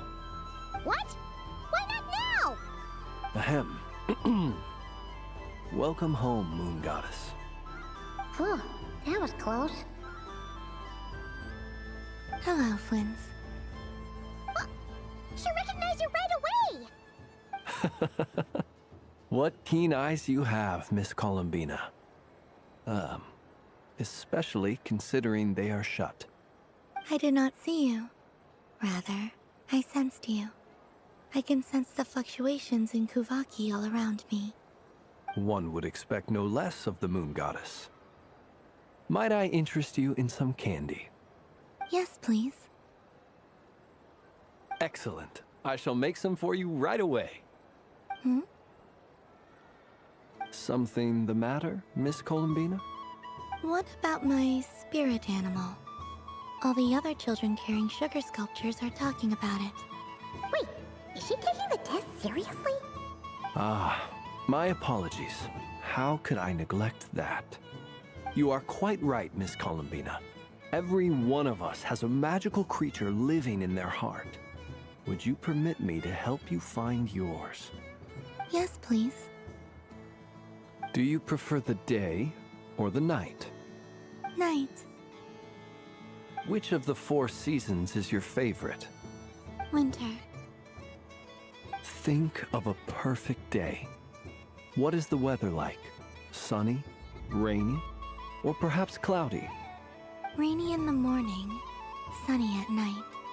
What kind of answer is that? Forests, lakes, and open seas. Which do you prefer of these? I like them all. Imagine you opened your very own shop. What would you sell there? Moonlight, I think. Wow! Paimon would totally shop there. It wouldn't cost anything. You'd just need to visit. Aha! I believe I know what your spirit animal is. Here. For you. Oh, it's a Kohenki! Indeed. A free-spirited being with a deep love for all things here in Nodcry, who selflessly lends her aid to as many people as she can reach. It is the perfect fit for you, Miss Columbina. Thank you. It would be my honor. But you shall have to forgive me. We have known each other for quite some time. I doubt there is any answer I could give that would come as a surprise to you. So instead, would you accept this sugar sculpture as a token of our friendship? It's a lantern. Hey, why don't you two go enjoy your candy over there? Paimon wants to try out this spirit animal thing too. Right, Blintz? Come on, play ball. I get this drawing done. But I want to hear Paimon's answers. Ah, but it'll probably take ages. Paimon's a complex soul. And we don't want your candy to melt while you wait, huh? Oh. Okay then.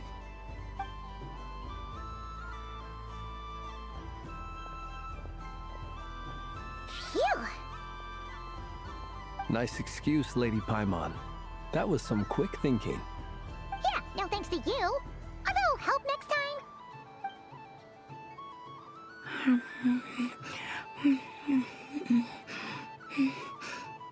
It's sweet. Is that Lockaberry? I wonder what flavor the Traveler got. This way! This way! It's the candy-selling lantern! I'm coming! Of course. Traveler, maybe we can share? Yes. I found out recently that people share their food sometimes, so I'd like to try it. Or... is that a no? Thank you.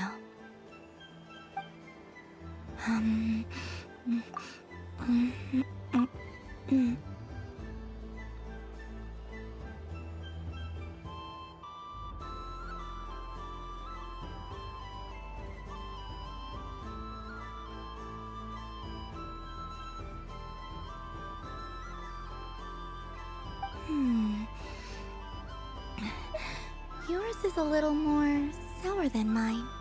Here, you try it. Are you sure?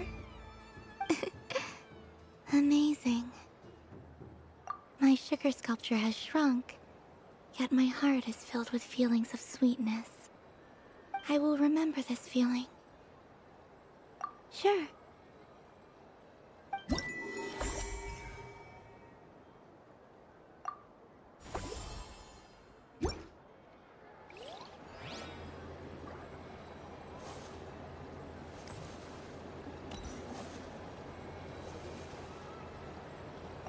Something about festive lighting always has a way of putting the warmest smiles on people's faces.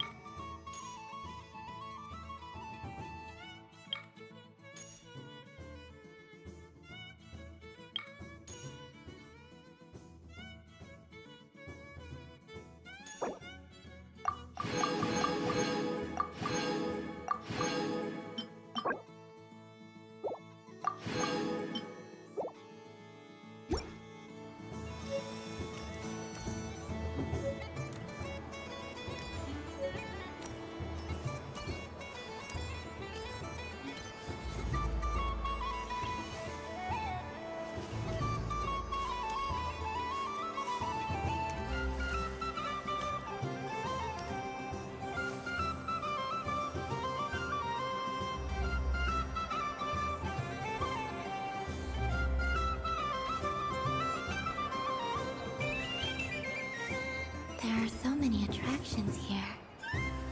Since I rarely get out, I might as well make the most of it.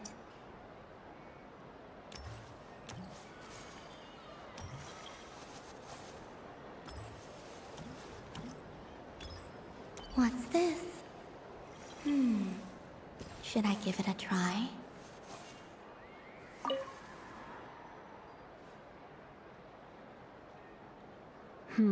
I don't have enough data. Need more samples. But who should I ask for help? Is this one of the amusements? Or is it a research project? Bit of column A, bit of column B. I'm currently running some synchronization tests on these bots. Basically, you need to press the button to help them successfully obtain the treasure. But you've got to time it right. I'll record your data, which will be used to improve the robot's accuracy. But, ma'am, I mean, Moon Goddess, don't you think you should take your eye mask off first? There's no need. I will be all right. Okay then. Whatever you're comfortable with. Great. Then let's begin.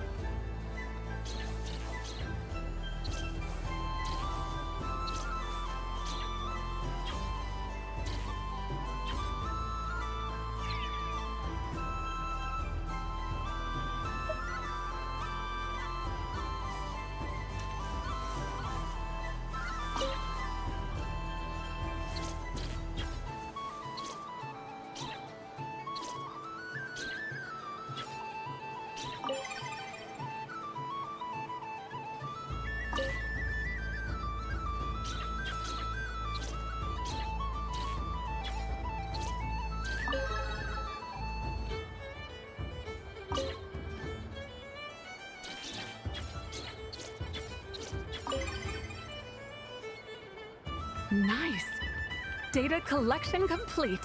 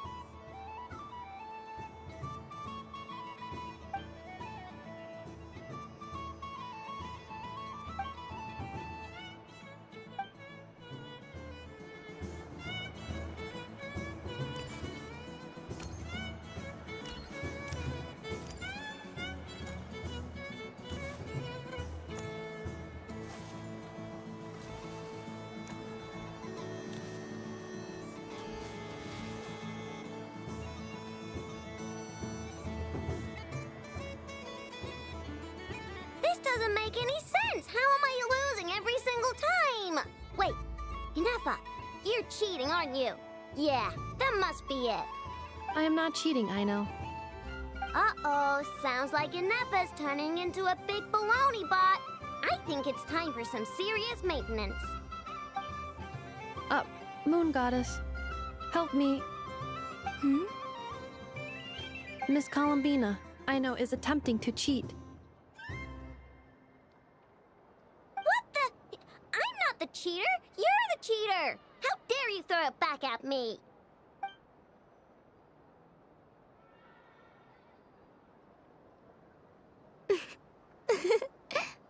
Alright, fine. Let's all laugh at I know. Just you wait till I get home, because I'm gonna make a game bot that can win 100% of the time. Let's see you laugh when I come back and beat your butts. You'll all have your heads covered in stickers when I'm through with you. We came to check everything was okay after all that yelling, but,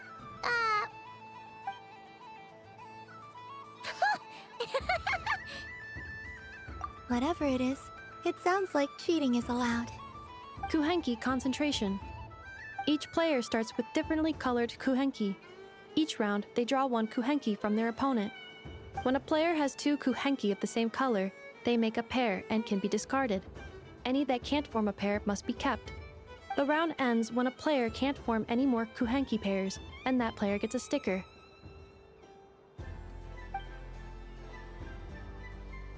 Ooh! Can 4 people play as well? That is fine, so long as the turn order is fixed beforehand. Alrighty then! In that case, the 2 of us will join as one team. Okay, but if you lose, you're both getting stickered. I don't want to hear any excuses. Sure. And if we win? If you win, only one of you gets to sticker someone else. I have taken to calling this. I know logic. Hey, lay off me, all right? Okay, so we're starting the game from scratch again, which means all my stickers so far don't count. Looks like Luna III is the Kuhenki of honor for this game. Anyway, let's go clockwise, starting from Inefa.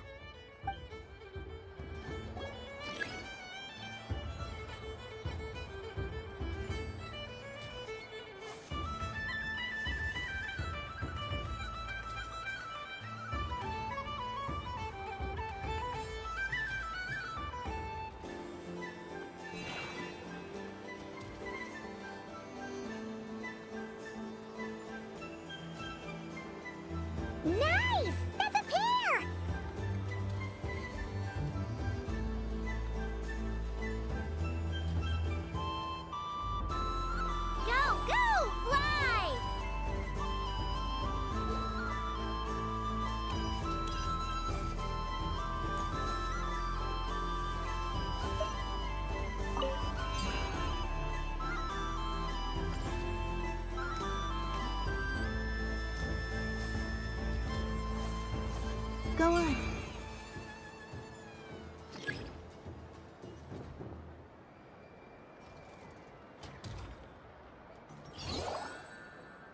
I have a pair.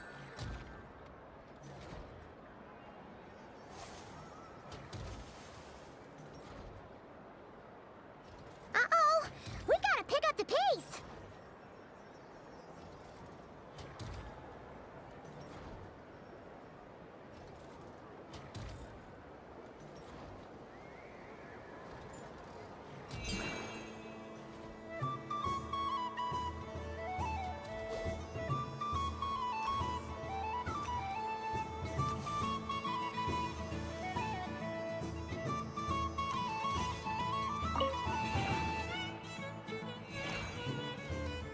I win.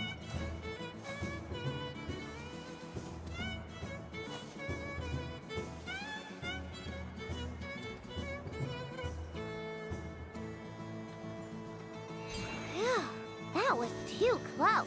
I thought I was gonna lose. Good luck, everyone. Ah, we're out!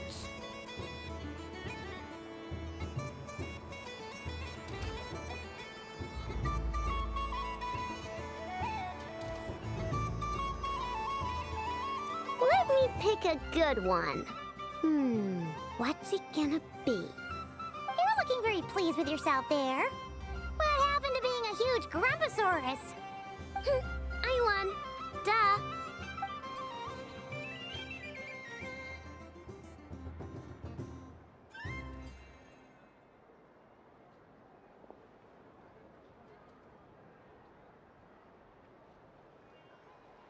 Oh, me again? Don't fidget too much, Ino, or the sticker's going to fall off. I don't care. If it falls off, it falls off.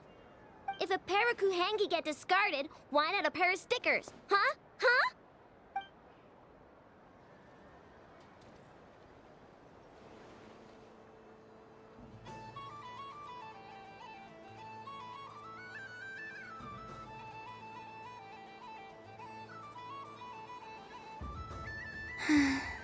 I've lost. Sticker, sticker, sticker!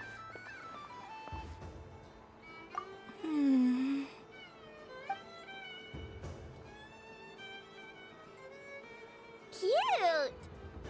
You think so? Shame. I can't see it for myself.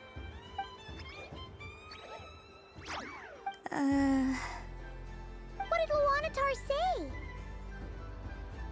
She said it looks so cute that she wants me to lose a few more rounds.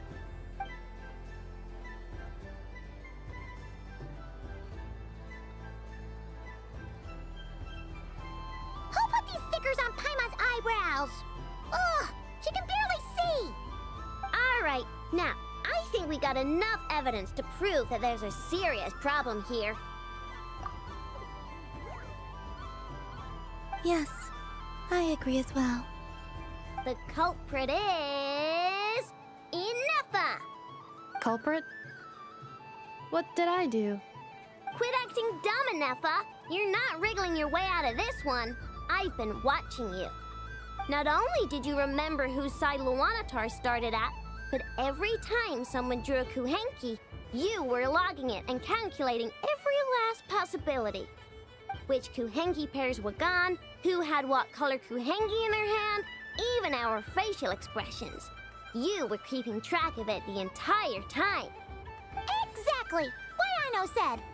Putting aside the fact that running calculations is not against the game rules, do you have any evidence to support your allegations? But that's not against the rules either. So she admits it. She certainly does. Alright, everyone grab a sticker. It's time to get Inefa back. But... Take that!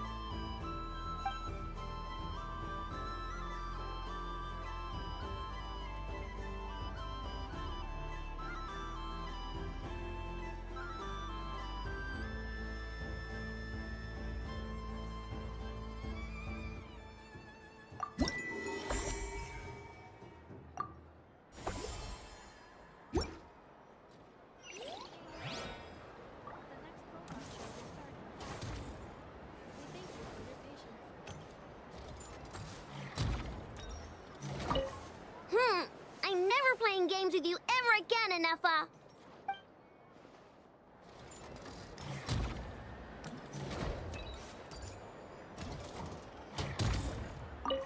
Aino is throwing a tantrum again. I believe it will take 3 crumb-kakes to constitute a suitable peace offering. The robot show will now begin.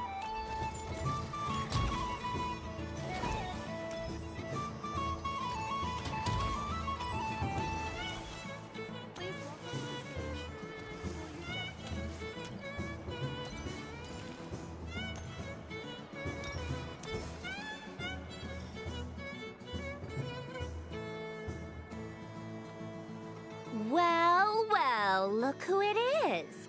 I heard someone went and disappeared on us the moment we let her out of our sight. They looked all over for you.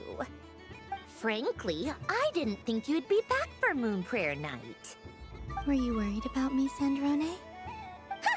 You would like that, wouldn't you? Do you even hear what you're saying?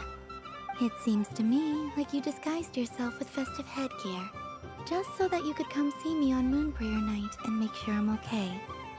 You didn't even bring Polonia with you. You? I thought you couldn't see. I cannot. But I sense the confusion of those around us rippling through the Kuvaki currents. Based on what I know about you, let me guess what you're wearing. Is it cat ears? Shut up! I'm only here to protect the Fatui's interest in this territory. Running into you was pure bad luck. Really? But you were the one who asked Arlecchino to help everyone find my name. Columbina! Ugh! Just one more word, and I'll unscrew your vocal cords. It's Columbina hyposelenia now. Tell someone who cares. I've missed you, Sandrone. The whole time I was gone, I was thinking. I hope I get a chance to say some ugly words to you. Is that supposed to be a joke? Anyway, let's go play that game. What? You mean that frostfin whale? Yes. It's some kind of game where you get bitten if you step on the wrong tooth. Seems like fun. Who in their right mind would wanna... Because you're not a scaredy cat. Fine! You wanna play? Let's play. Don't complain when I kick your sorry butt. Lovely. You old geezer! I'm gonna beat the pants off you! Just you watch! I almost forgot. Sandrone? What is it now? You'd better not lose, or I'm going to beat your head in. What? Allow me to demonstrate since I'm feeling so nice. You just step on the teeth, like this.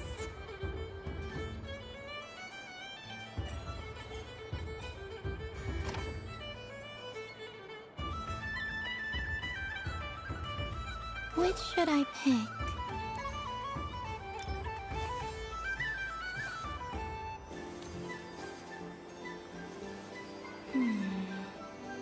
I'm getting a bad feeling from this one. Sensing Kuvaki doesn't count as cheating, right? I want to switch. Your turn, Sandrone.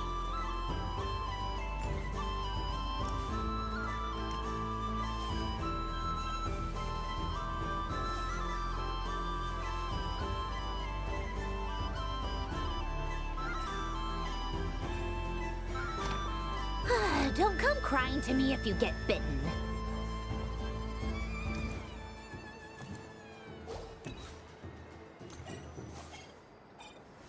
There are less and less teeth remaining.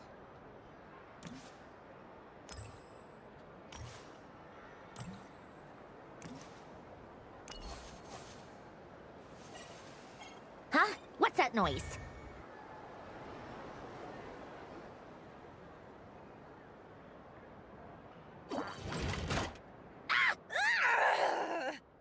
I think you might have picked a bad tooth, Sandrone. Shut it!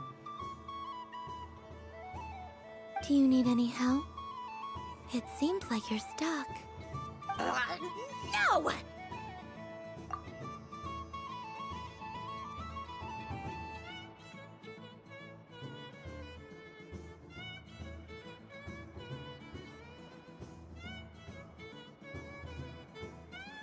It's just a blasted toy! How is its grip this strong? Stop laughing! All right. Well, you lost. So just like I promised. Hey! What are you doing? Are you seriously? Hiya! Why, you... Oh, just you wait!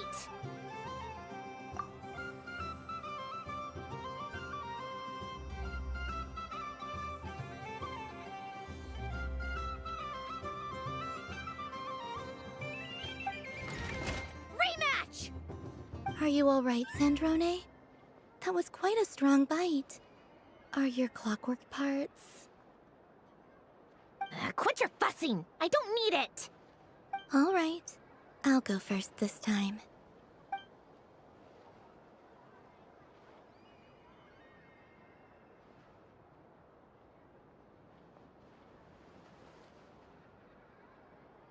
I see it now. She can sense which teeth are rigged. So I just need to avoid the same ones that she does.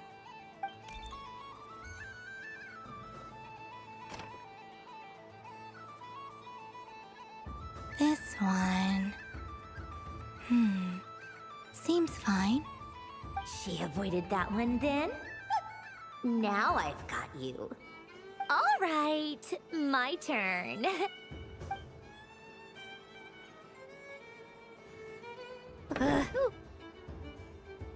What? Looks like you lost again, Sandrone.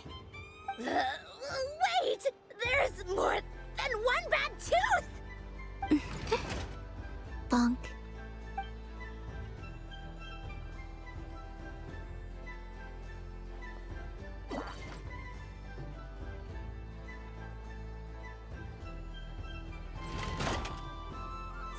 Stupid game! What idiot came up with this? Are you all right, Sandrone? You said some nasty things just now. Oh, I'm peachy.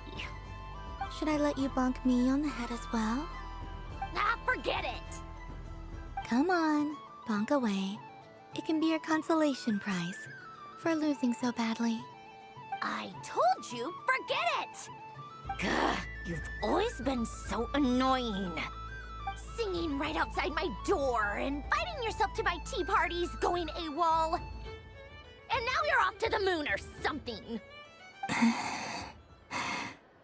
Of all my days with the Fatui, the times I spent with you, Arlecchino, and Rosaline, they were my favorite.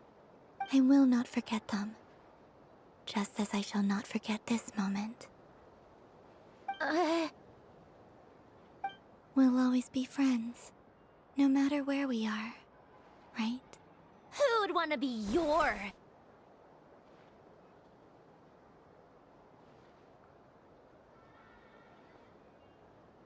I'll miss you, Sandrone.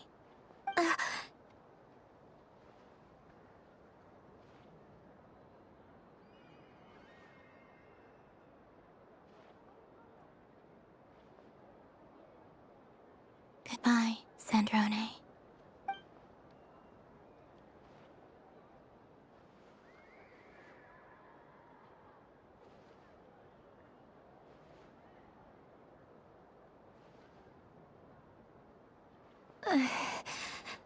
I'll miss you too, Columbina. Sorry, what was that? Ah! Ah! Yeesh! No need to freak out. What's wrong? We've been looking everywhere for you. What do you want? Oh, nice ears.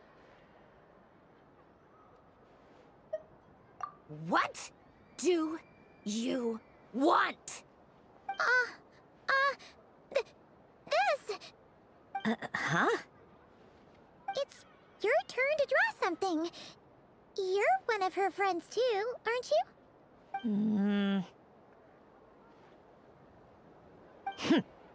Doesn't know how lucky she is. Sorry? Nothing. I'm done. Take it. Oh, that was fast. Oh, and one more thing. Last time we spoke, you mentioned you were interested in the Narcissan Kreuz Ordo's research, remember? There were too many people when we last met, so we didn't get the chance to do this. What are you talking about?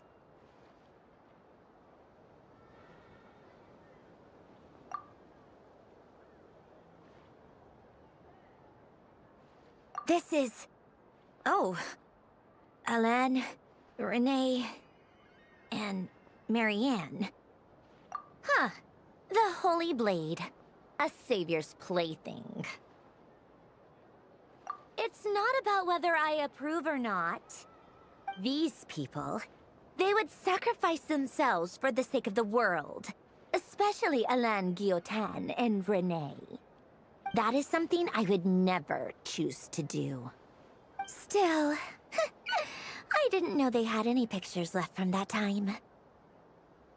If I'd have thought to bring a camera, I'd have... What? Yeah, of you being bitten by the frostfin whale and Columbina bonking you on the head. Tear it up! Now!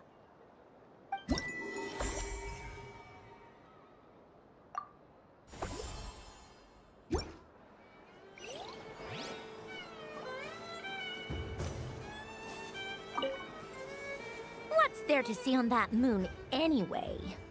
Let her go up there and cry alone. See if I care.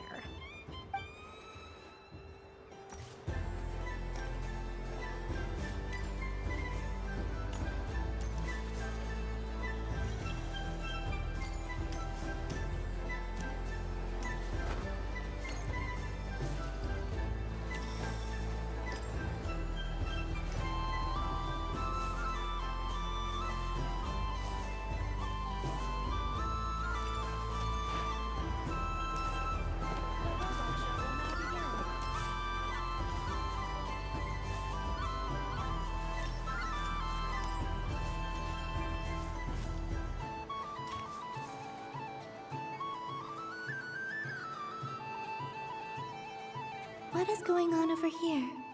It looks like fun. Hold it right there! You can't run away from me, Moon Goddess. Are you talking to me? Of course. Do you see anyone else here dressed up as the Moon Goddess besides me and you? Hey, come on. Call me by my title. Happy Moon Prayer Night, Moon Goddess. And the same to you. Anyway, there's no time to waste. Get ready for the duel of a lifetime. Duel? Meet my partner, Stacco. Come on out, Stacco. Well, don't just stand there. Let's see your partner. Partner?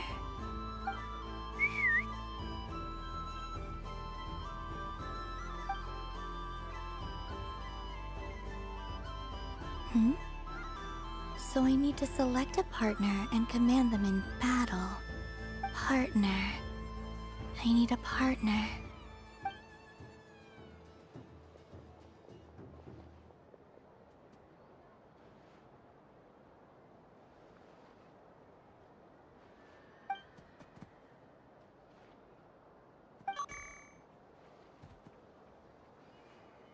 Whoa! Am I seeing things? Where'd you get a Kuhenki? They're super rare. That's great. But you can only bring one partner to battle against me and Stacco. No ganging up allowed. They all look so eager to be picked. Which one should I choose?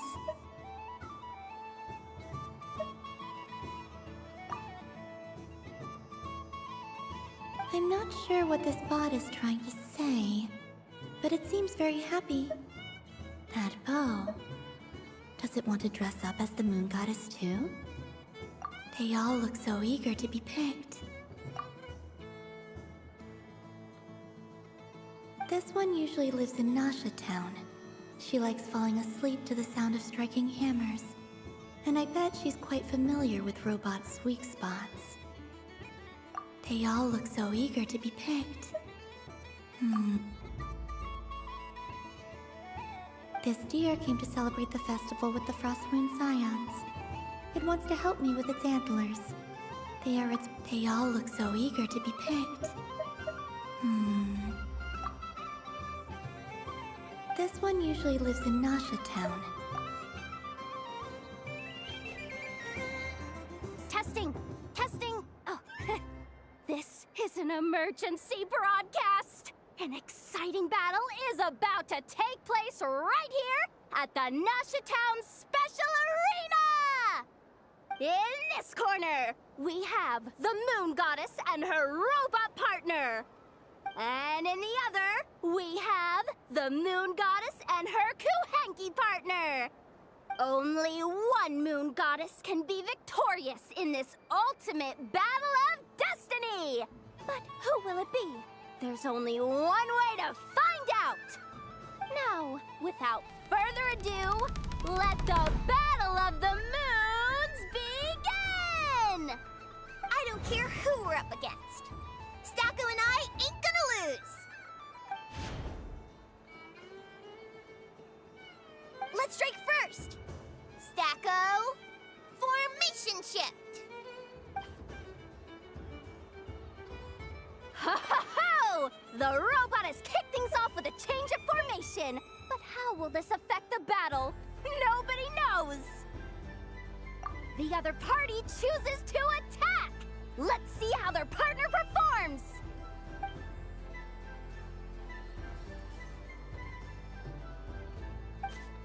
Stacko! The attack lands! And if those sizzling sounds are anything to go by, it was very effective! Okay then. Stacko, maintain formation and enter your empowered state. Empowered state! There we go! Now we're talking! Absorbing the immense Kuvaki present on Moon Prayer Night, this lean, mean machine has greatly increased its offensive power! Oh, they chose defense! But Stacko's about to attack with full force! Is it too little too late? The battle is heating up fast! I'm about to start sweating machine oil over here! Go for it, Stacko! Set Kuvaki to max mode! Can their opponents withstand this blow? And what will this Moon Goddess do?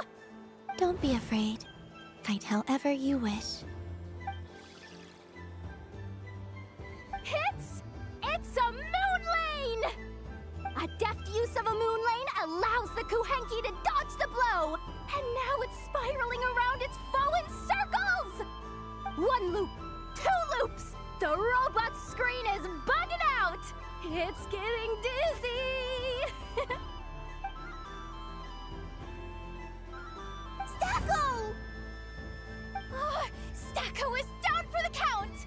Our winner is the Moon Goddess! The slightly taller one, I mean. You did your best, Stacko. I'll take you to Ainos for a checkup right away, don't you worry.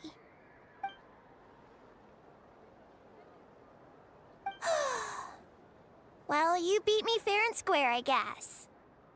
Honestly, I underestimated you. Won't make that mistake again.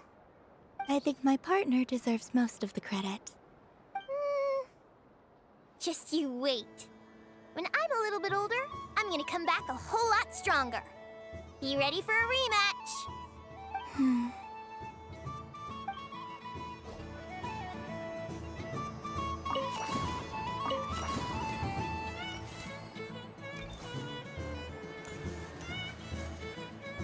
I'm gonna come back a whole lot stronger. you ready for a rematch.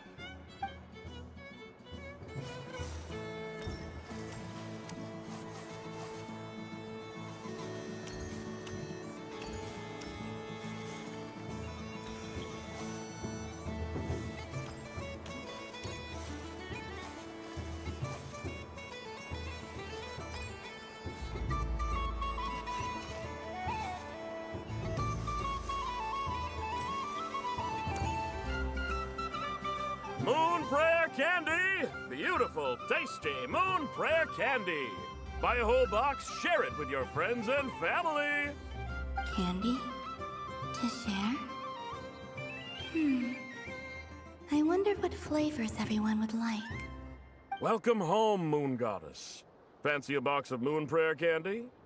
Sure. I knew you would. Now, what flavor would you like? I'm not sure. What flavors do you have? Is this for yourself or as a gift? A gift for my friends. Ah, I see. In that case, I'd recommend apple, lockaberry, or midsummerberry. Those are the most popular. Do you have nocturnal blossom flavor? Huh.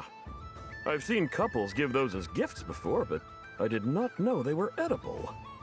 No? Okay then. Moonfall silver? You did say this was for friends, right?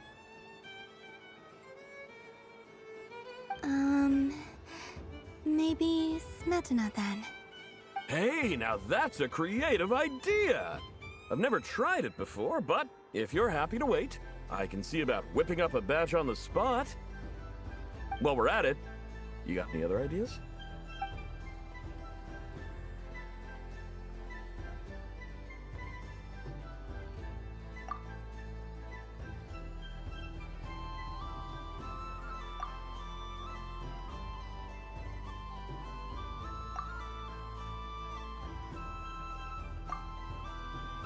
Here you go.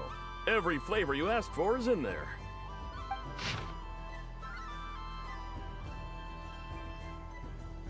Thank you. I should be the one thanking you! You brought me a whole bunch of new business. It's like a genuine blessing from the Moon Goddess. I hope you and your friends have a lovely night.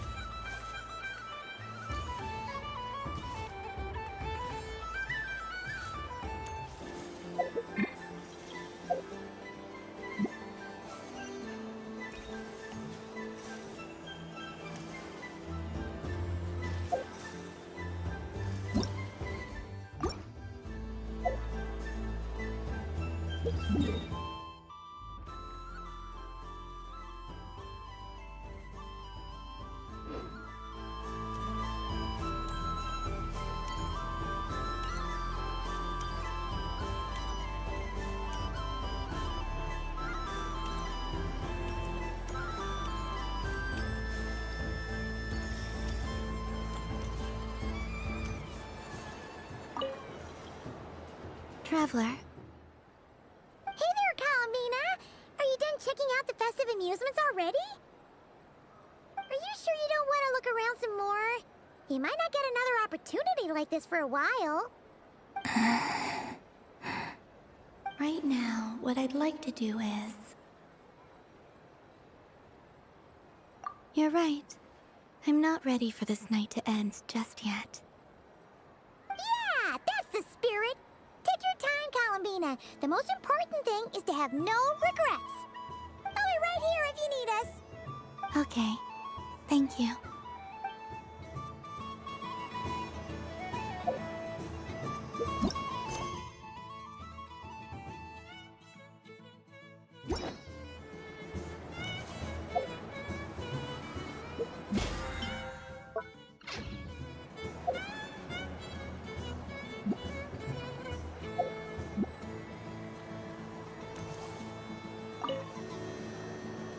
traveler, Paimon. Columbina!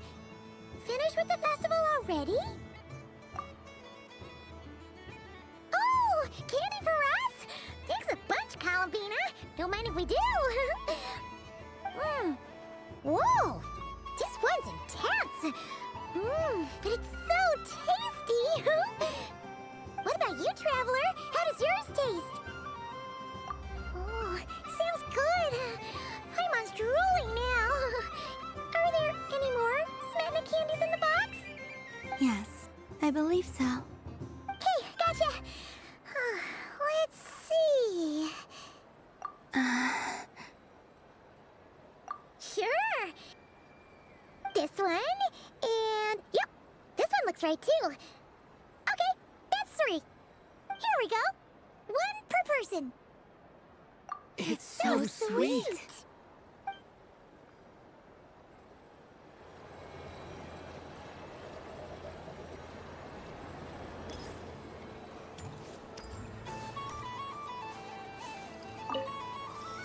I've seen Lyney and the other children play this game before. It would seem that it's not a bad way to relax. Candy? Would you mind if I took a handful extra? I'm sure the children will enjoy them. I must say, Columbina, you really have changed. You never used to show this much consideration for other people, even when prompted. I'm sure Sandrone would agree when I say, I like the present version of you better.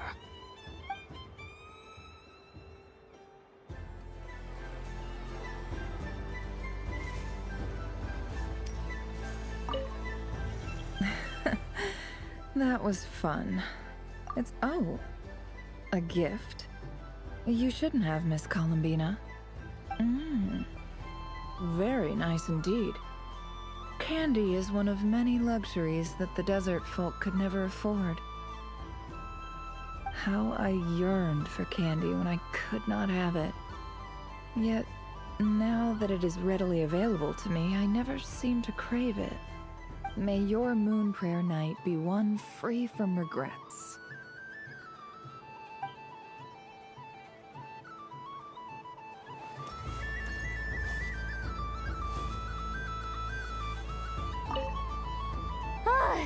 I just had a water fight with 2 Fatui Harbingers.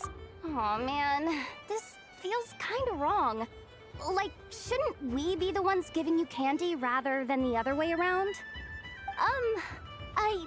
I guess I'll just take 1. What flavor is that? It tastes like getting a mouthful of muddy grass. After being rear-ended by a blunt-horn rhino, then face-planting the ground. I'll never get this taste out of my mouth. It's delicious.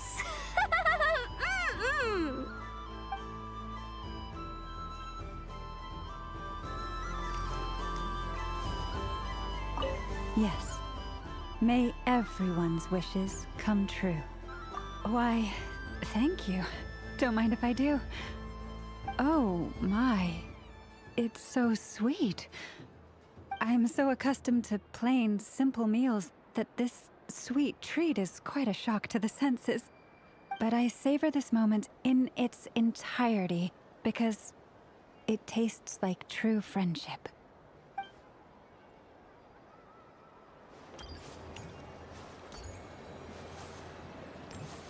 Something about festive lighting always has a way of putting the warmest smiles on people's faces. This is most thoughtful of you, Miss Columbina. Kindness exudes from your heart like benevolent moonlight. Forgive me, but I shall have to enjoy this gift a little later. I hope that the flavor I chose is not the only one of its kind. If others were denied the chance to sample such kindness as you have shown to me, it would be a great pity indeed.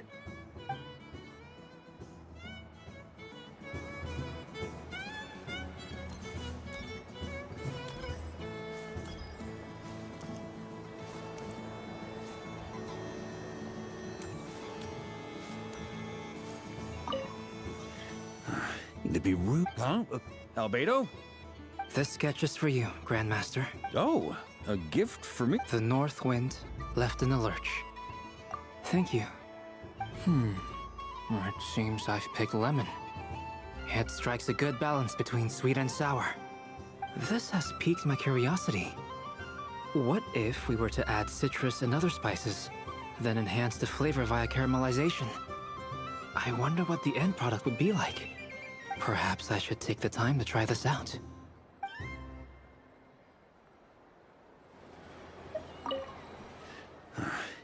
Huh? Albedo? This sketch is for you. Oh, the north wind left in the lurch. Ooh, I get one too? Nice, thanks. What is that? Oh, so familiar. Don't tell me. Oh, I got it. It's like the candy jar dropped into a vat of today's boon. Seems I'm a proud recipient of today's Feast of the Moon, huh?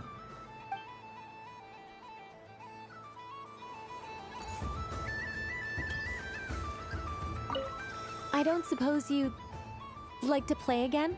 But don't get me wrong, once is plenty. You're under no obligation to indulge me any further. And besides, I don't have any other prizes for you.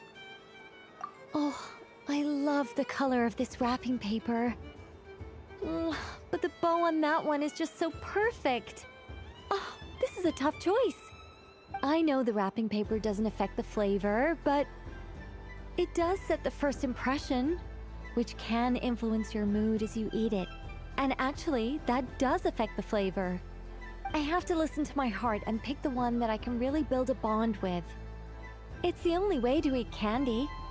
Oh, but look at the shape of this one, how lovely! Ah, this choice is getting harder and harder.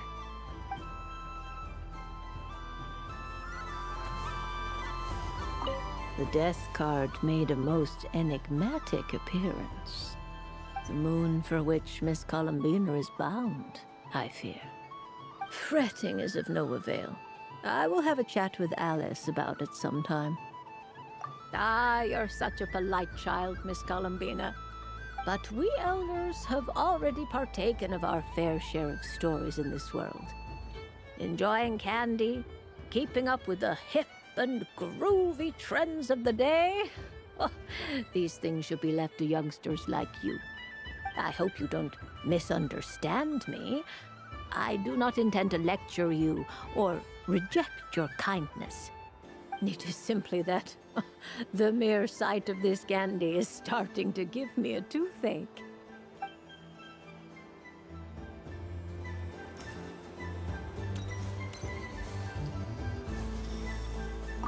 Up for another round of fish boss? Of bye-bye, bad fishies! Oh, bless my fluffy tail! Dodoko has never seen candy shaped quite like this before. Why, it shines like a lovely crystal. Let the feasting begin! Oh, sweet as a tomato bathed in sunlight. Thank you very much. You truly are a friend to the Dodoko.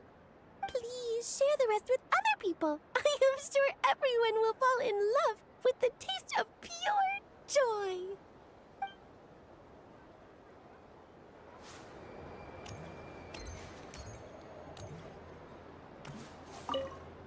It's a pity that if he could have been here.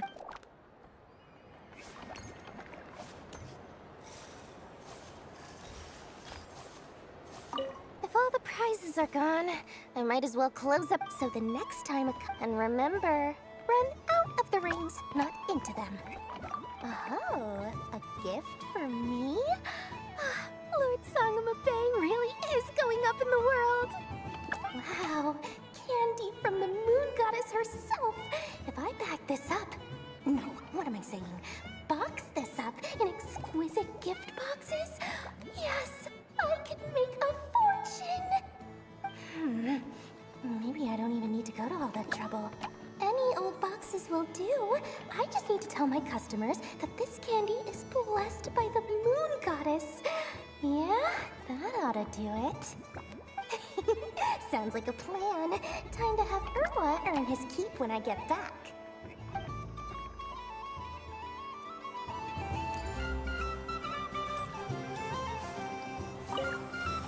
done being a do-gooder yet? Thanks for coming here with me. Are there any games? Why does that hamster... I know you don't mean... Even if you won't admit the taking... Otherwise, you'd have taken off your hat.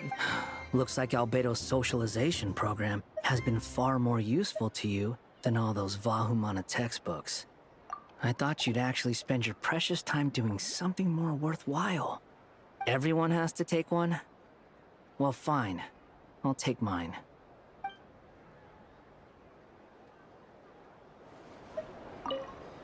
Done being a do-gooder? Thanks for coming here. Are there any... Why does that I know you don't... Even if you won't admit... Otherwise, you'd... Looks like Albedo's socialization program has been A moon prayer candy for me? Huh, thank you. It smells like... baked apples and butter. Reminds me of Good Hunter, a restaurant in Mondstadt. I always have to resist the temptation to go there, unless I'm ordering food. I understand your homesickness, Miss Columbina. I have a double dose of it, because both Simulanka and Mondstadt are my home.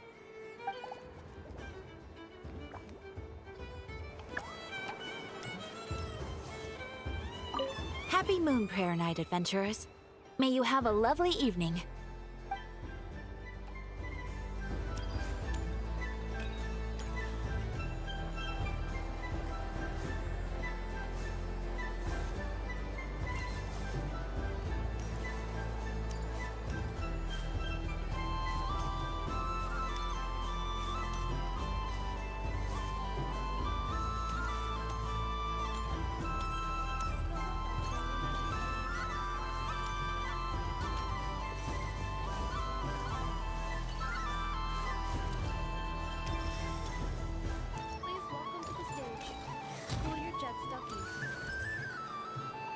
Combining precision engineering with water cooling technology, this high-performance sprinkler fires powerful, controlled balls of water for up to 14 seconds at a time, as well as providing accurate plant watering at range. It can also be used to clean those tough-to-reach areas of the house that Aino cannot get to, no matter how high she jumps. Show us what you can do, Cool Your Jet Stucky. Now that's what I call true power. What a demonstration!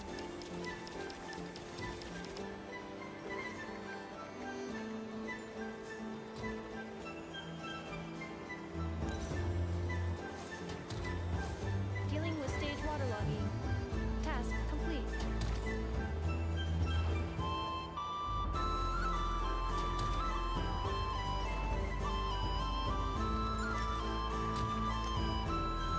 Ding dong. The next robot show will start in 5 minutes. We thank you for your patience. Aino is throwing a tantrum again. I believe it will take 3 crumb-kakes to constitute a suitable peace offering. Scanning candy composition and ingredient ratios. Selection confirmed. I would like the crumb-kake flavor. Flavor profile simulates real crumb-kakes with 27% accuracy. This is a non-viable substitute for Aino's afternoon snack. One moment, please. Done. Please sample this freshly baked crumb-kake, Miss Columbina. The robot show will now begin.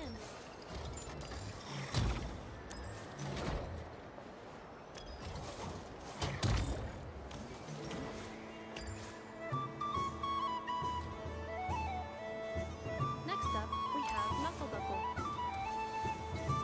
This armed domestic robot utilizes multi-sensor fusion technology to provide 24-hour security and environmental parameter monitoring. Duster mode redefines the meaning of dusting, providing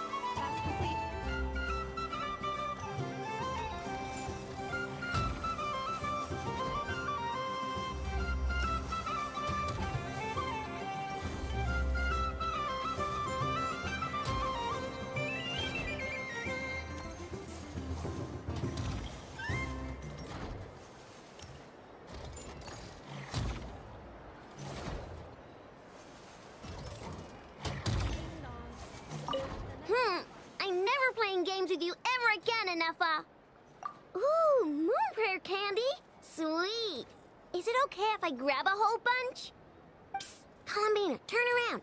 Use your huge cloak to block Enougha's vision. Yum.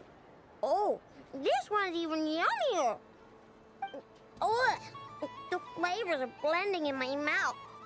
Ew.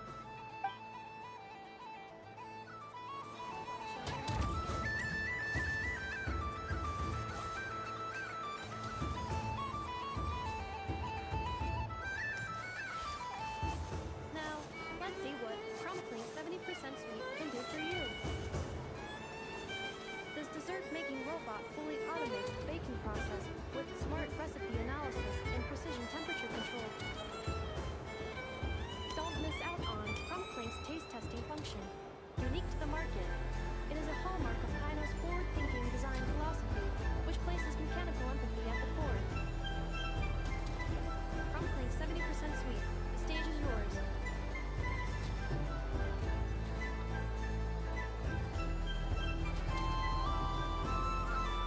Now that's what I call true power. What a demonstration. Converting excess desserts into energy. Conversion complete. Ding dong. The next robot show will start in 5 minutes. We thank you for your patience.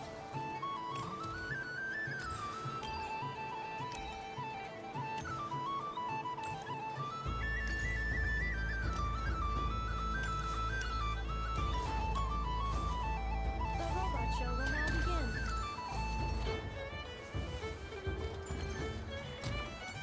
Now showcasing Zip Zap Spybot number 1. This stealth robot boasts silent propulsion and low center of gravity stabilization technology, enabling rapid infiltration into high-risk environments. For obstacle removal on a large scale, it represents an upgrade from more traditional cleaning units. However, it is not recommended for bedroom use as the spinning circular saw may cause damage to furniture. Over to you, Zip Zap Spybot number 1. Now that's what I call true power. What a demonstration! Activating Kuvaki acceleration field. Activation complete. Ding dong. The next robot show will start in 5 minutes. We thank you for your patience.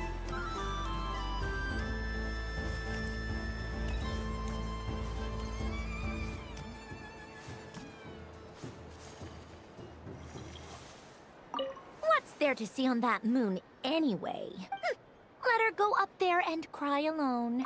You're giving me candy? That isn't like you. This had better not be some weird prank. Coffee flavor? I thought you hated coffee. It's extra strong too. Huh. You didn't do all this just for me, did you? Hey! Don't take it away! I never said I didn't want it. I mean, you can't unmake the candy now.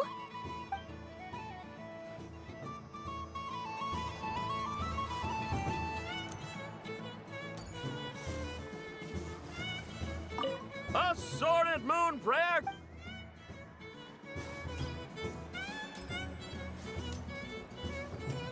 The robot show will now begin.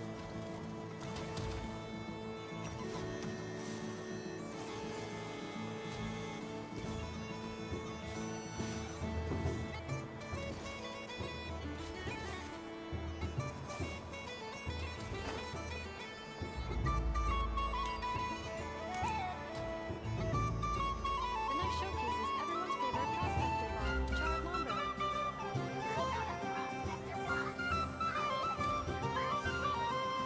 This is a special sorting bot that can sift through useless trash and pick out valuable treasure. Its manufacturing history remains a mystery, but Aino and I are both delighted that it has joined the craft shop family. Now, how about a demo, Chard? How about some trash to sort? There's none here. Note how it can simulate temper tantrums and respond to information in real time. Take me back to the workshop. I want to work. Now, that's what I a demonstration. Now, syncing navigation route with Little Chard. Sync complete.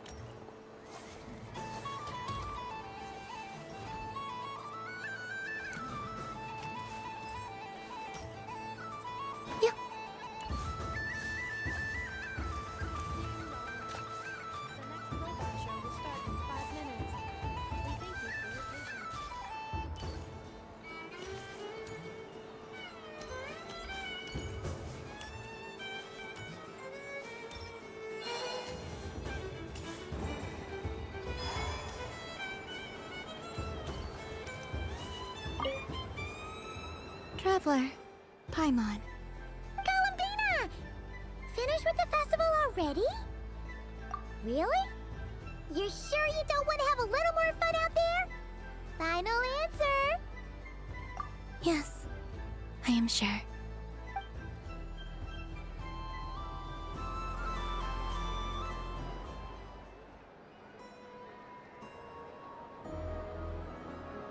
This was the most fun I've ever had on a moon prayer night. Everywhere I went, people were saying, "Welcome home," and there were friends at every turn. I only wish it could last longer than one night. Oh. Yes, you're right. The moon prayer blossoms. Ooh, look! Look! Moon prayer night has come.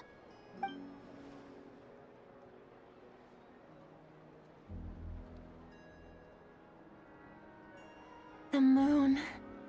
It's so beautiful. Happy Moon Prayer Night, dear. Happy Moon Prayer Night!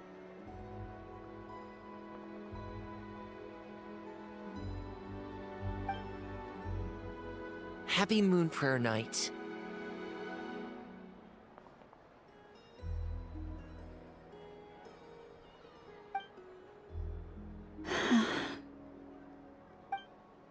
Aww. Huh.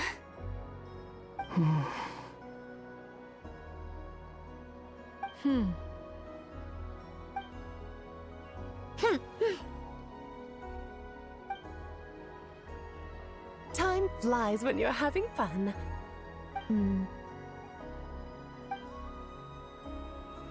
Oh. Looks like the time has come. Columbina. You're heading off, then? Yes, to the ruins you mentioned. And from there, back home to the moon. Wait! I know? At least... Take one of our craft shop's crumb cookies up to the moon with you. You know, for a snack. Sure, why not? The Curatorium of Secrets believes in proper farewells. No story should be left without a satisfactory endnote. Never. Farewells are an important affair for the Ratniki, too. We never know when we might meet again. Haha! And here I thought grand farewells wouldn't suit tonight's mood. But I suppose friendly passion is not to be stopped, eh?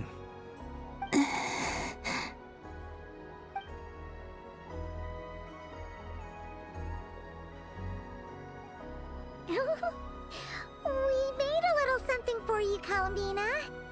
Ta-da! What is it? A Moon Prayer Night greeting card with drawings by all of your friends.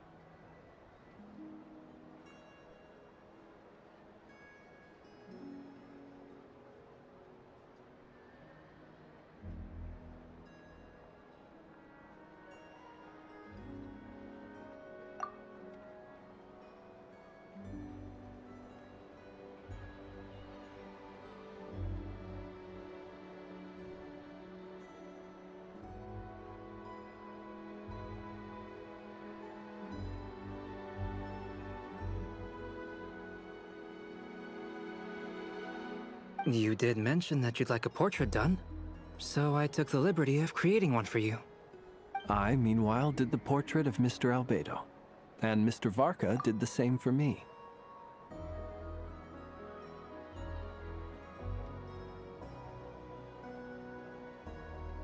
I mean, I think my work was pretty true to life, don't you think? The picture of Ashru was my doing. The two of you seem to get along rather well. Wait, was I the only one who did a full-body picture? That's so embarrassing. I did pictures of me and Anefa. I did my own portrait and one for Hat Guy. Plus, there's the two mages, Arlecchino and Sandrone. So, if you ever miss us, just flip the card open and we'll all be right there with ya.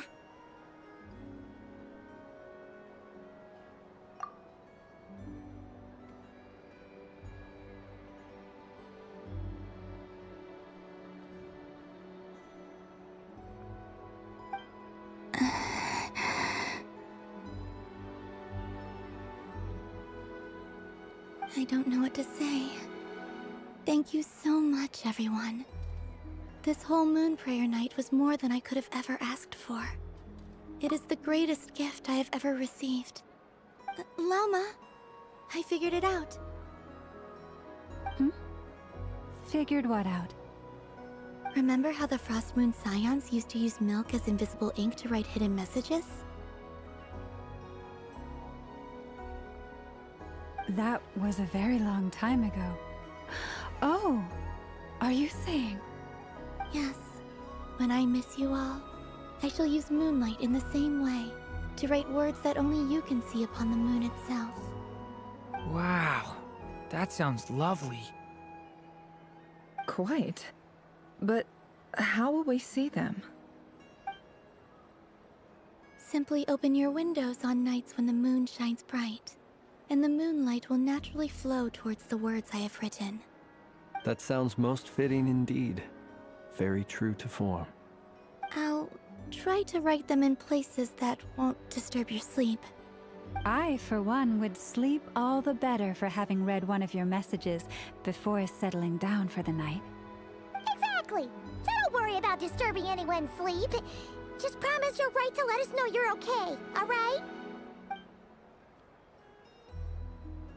All right. I promise.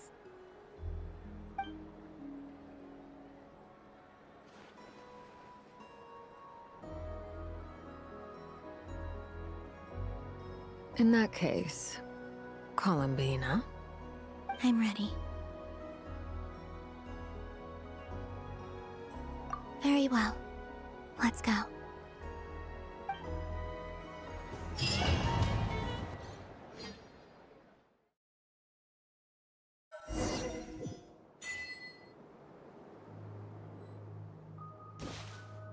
In just a few moments, I will be gone.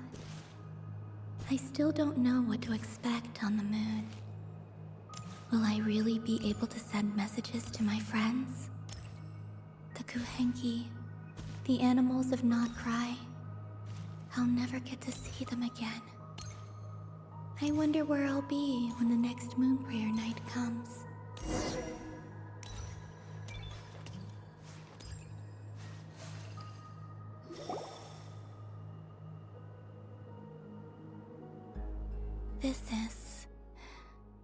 This is where the people of Hyperborea used to communicate with the moons.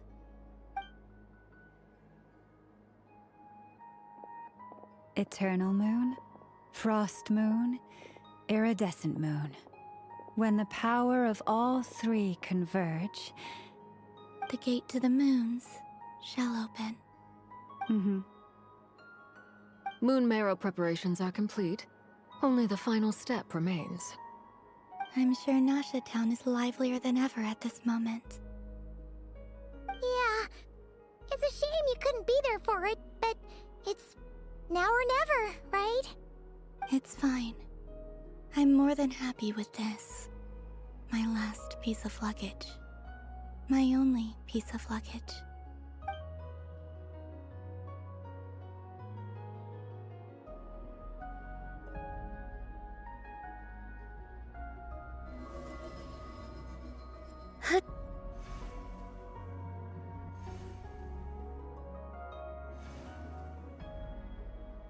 I can already feel the moon calling to me.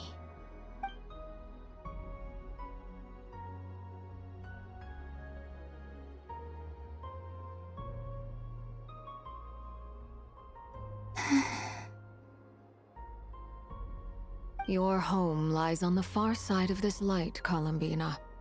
From now on, we will at last have a reason to pray to the true moon. Columbina. Yes? I'm listening. Be sure to come back and see us when you get the chance.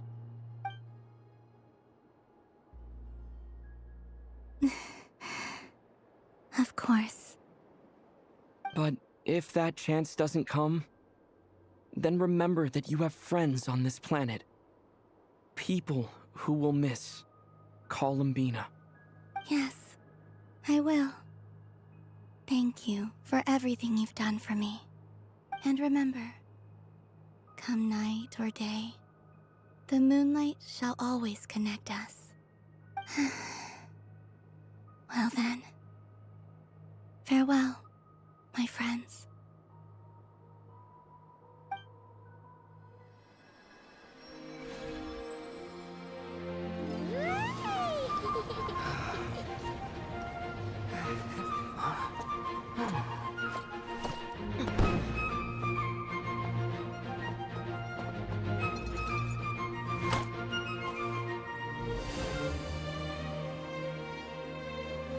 Thank you. This was my happiest night in Tevat. Farewell, Columbina.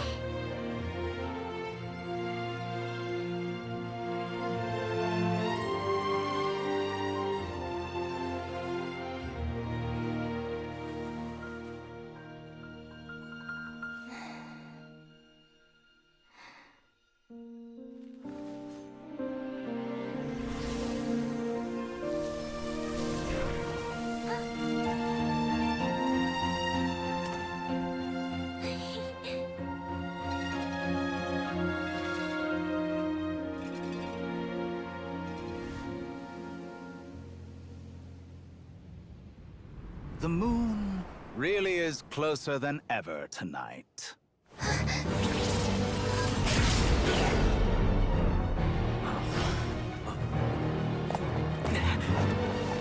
Columbina. All 3 moons in one place. Time for one final experiment. Reason, life, death, time and space. They all believed I would fail.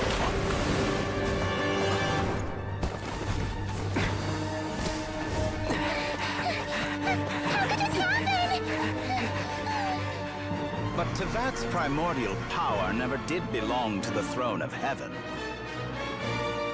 And now, they are mine.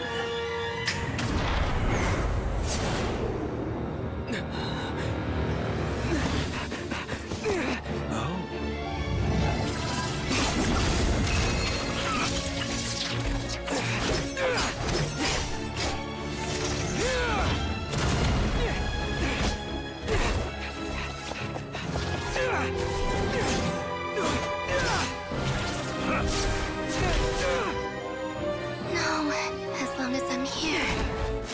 The Doctor is free to wield the 3 moons' power.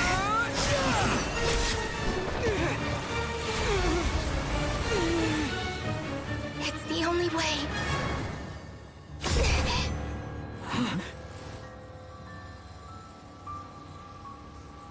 I guess I won't be going home today.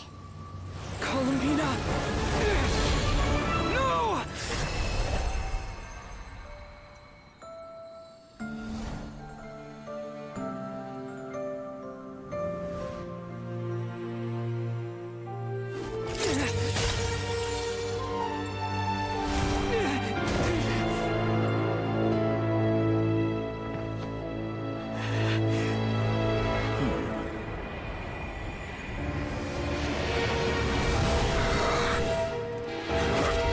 Stubborn world, do not try to control me!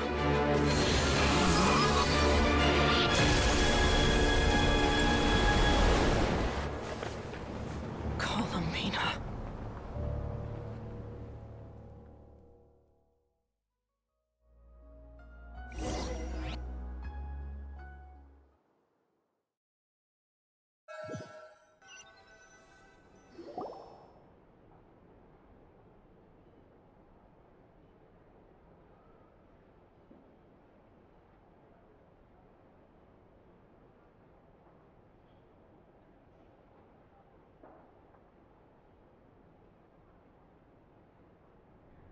Are you all right? Do your wounds still hurt? I had someone prepare a little medicine that could prove effective. Take it if you need to. In that case, let me relate the contents of the call we made to Alice after the incident occurred. That Dottore is a crafty one. He distracted the Hexenzirkel by creating a huge fuss at Tevat's borders.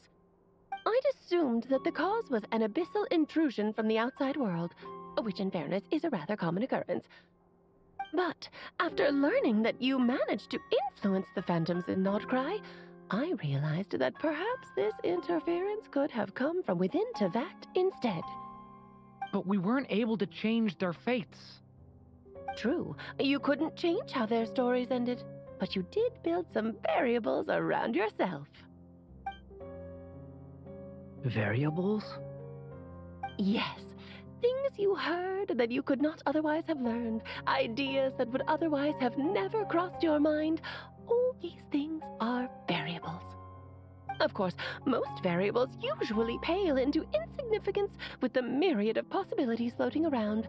But the moment you start treating them as building blocks and intentionally stacking them, that changes things.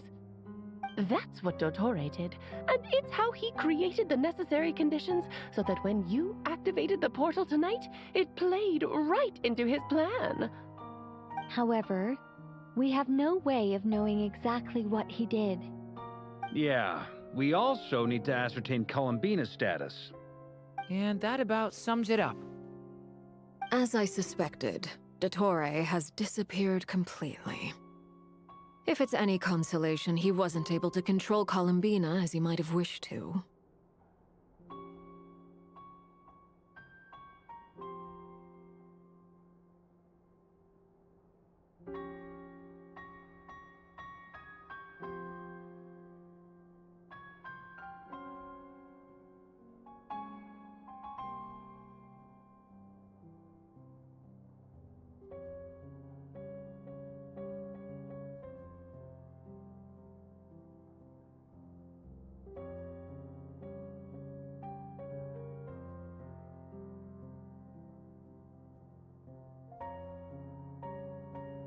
Oh no!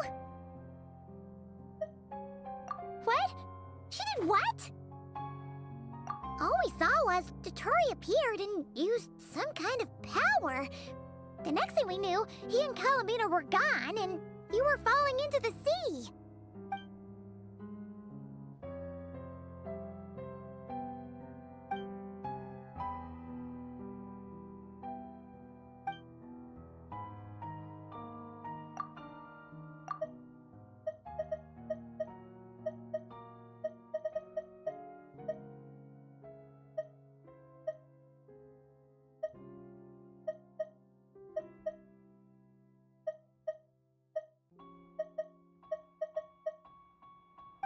So, Columbina intentionally opened the Moon Gate and escaped into the same mysterious world as Rerir and Thalindus. Sounds like bad news.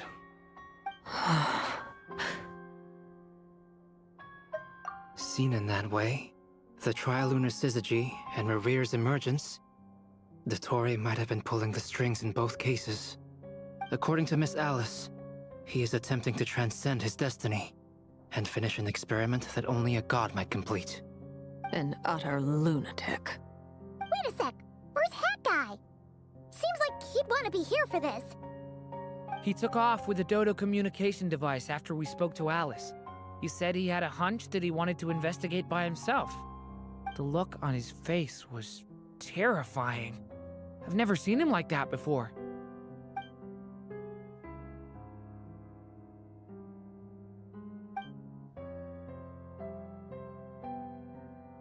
I'm back.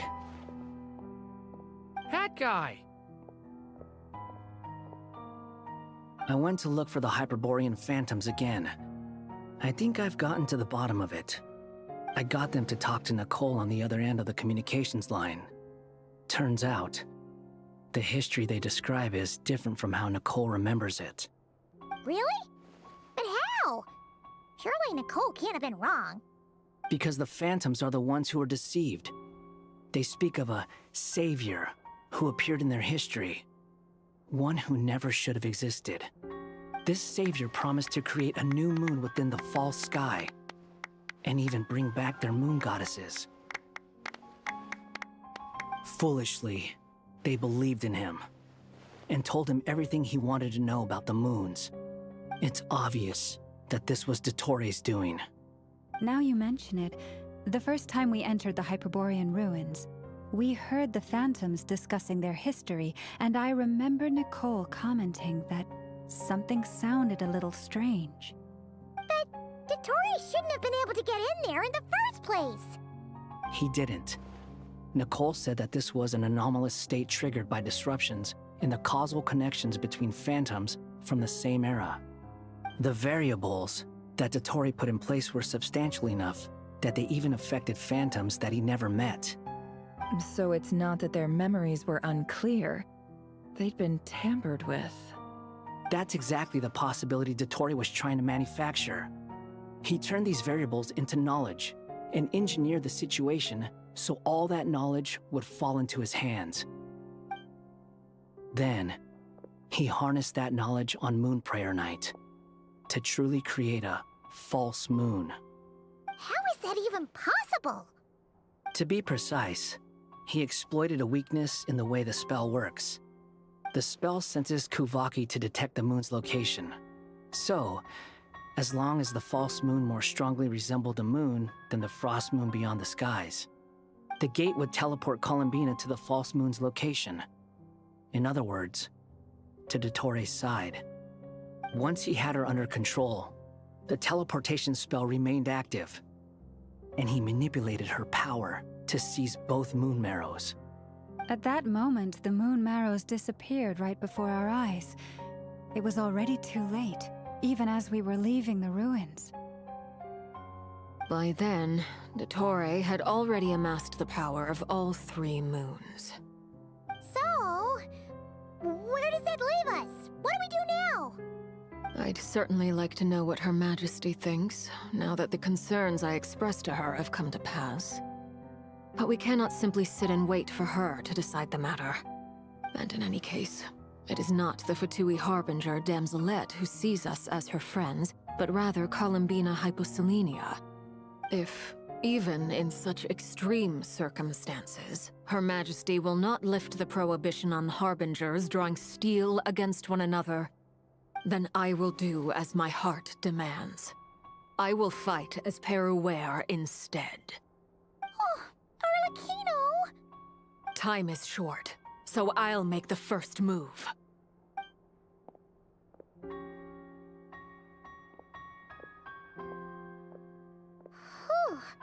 Even Arlecchino seems to be losing her cool now.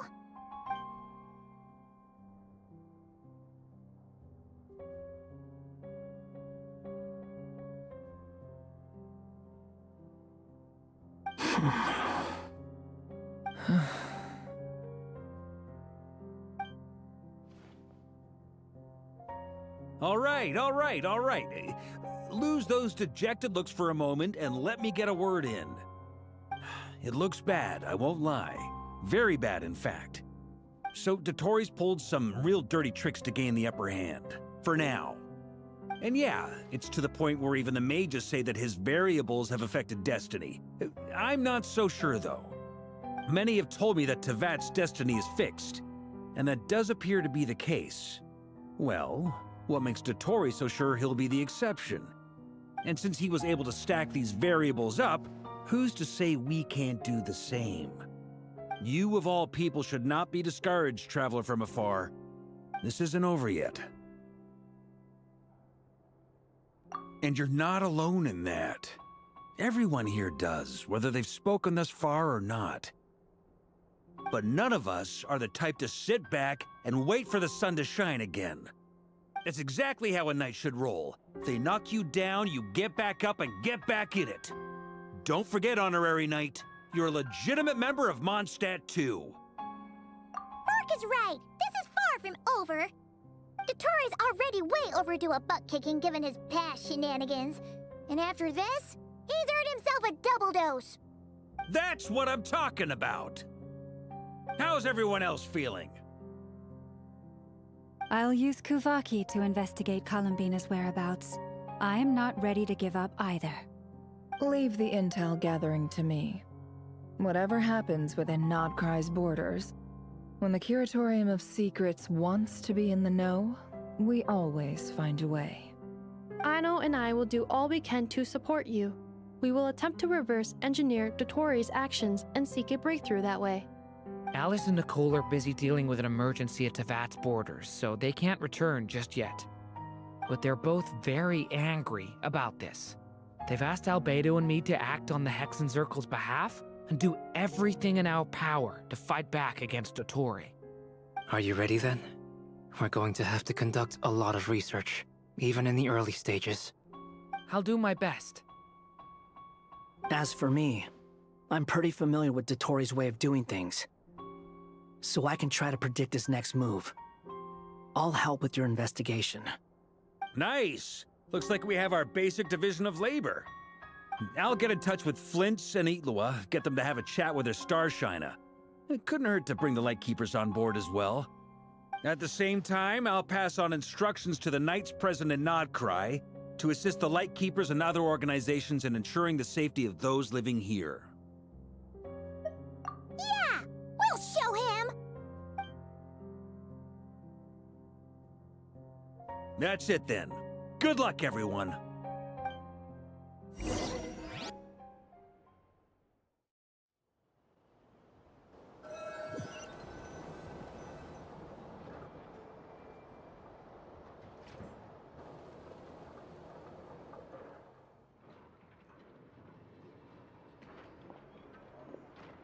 I never thought that Columbina would become my real name. It went from being a Fatui code name to something my friends call me. And remember, come night or day, the moonlight shall always connect us.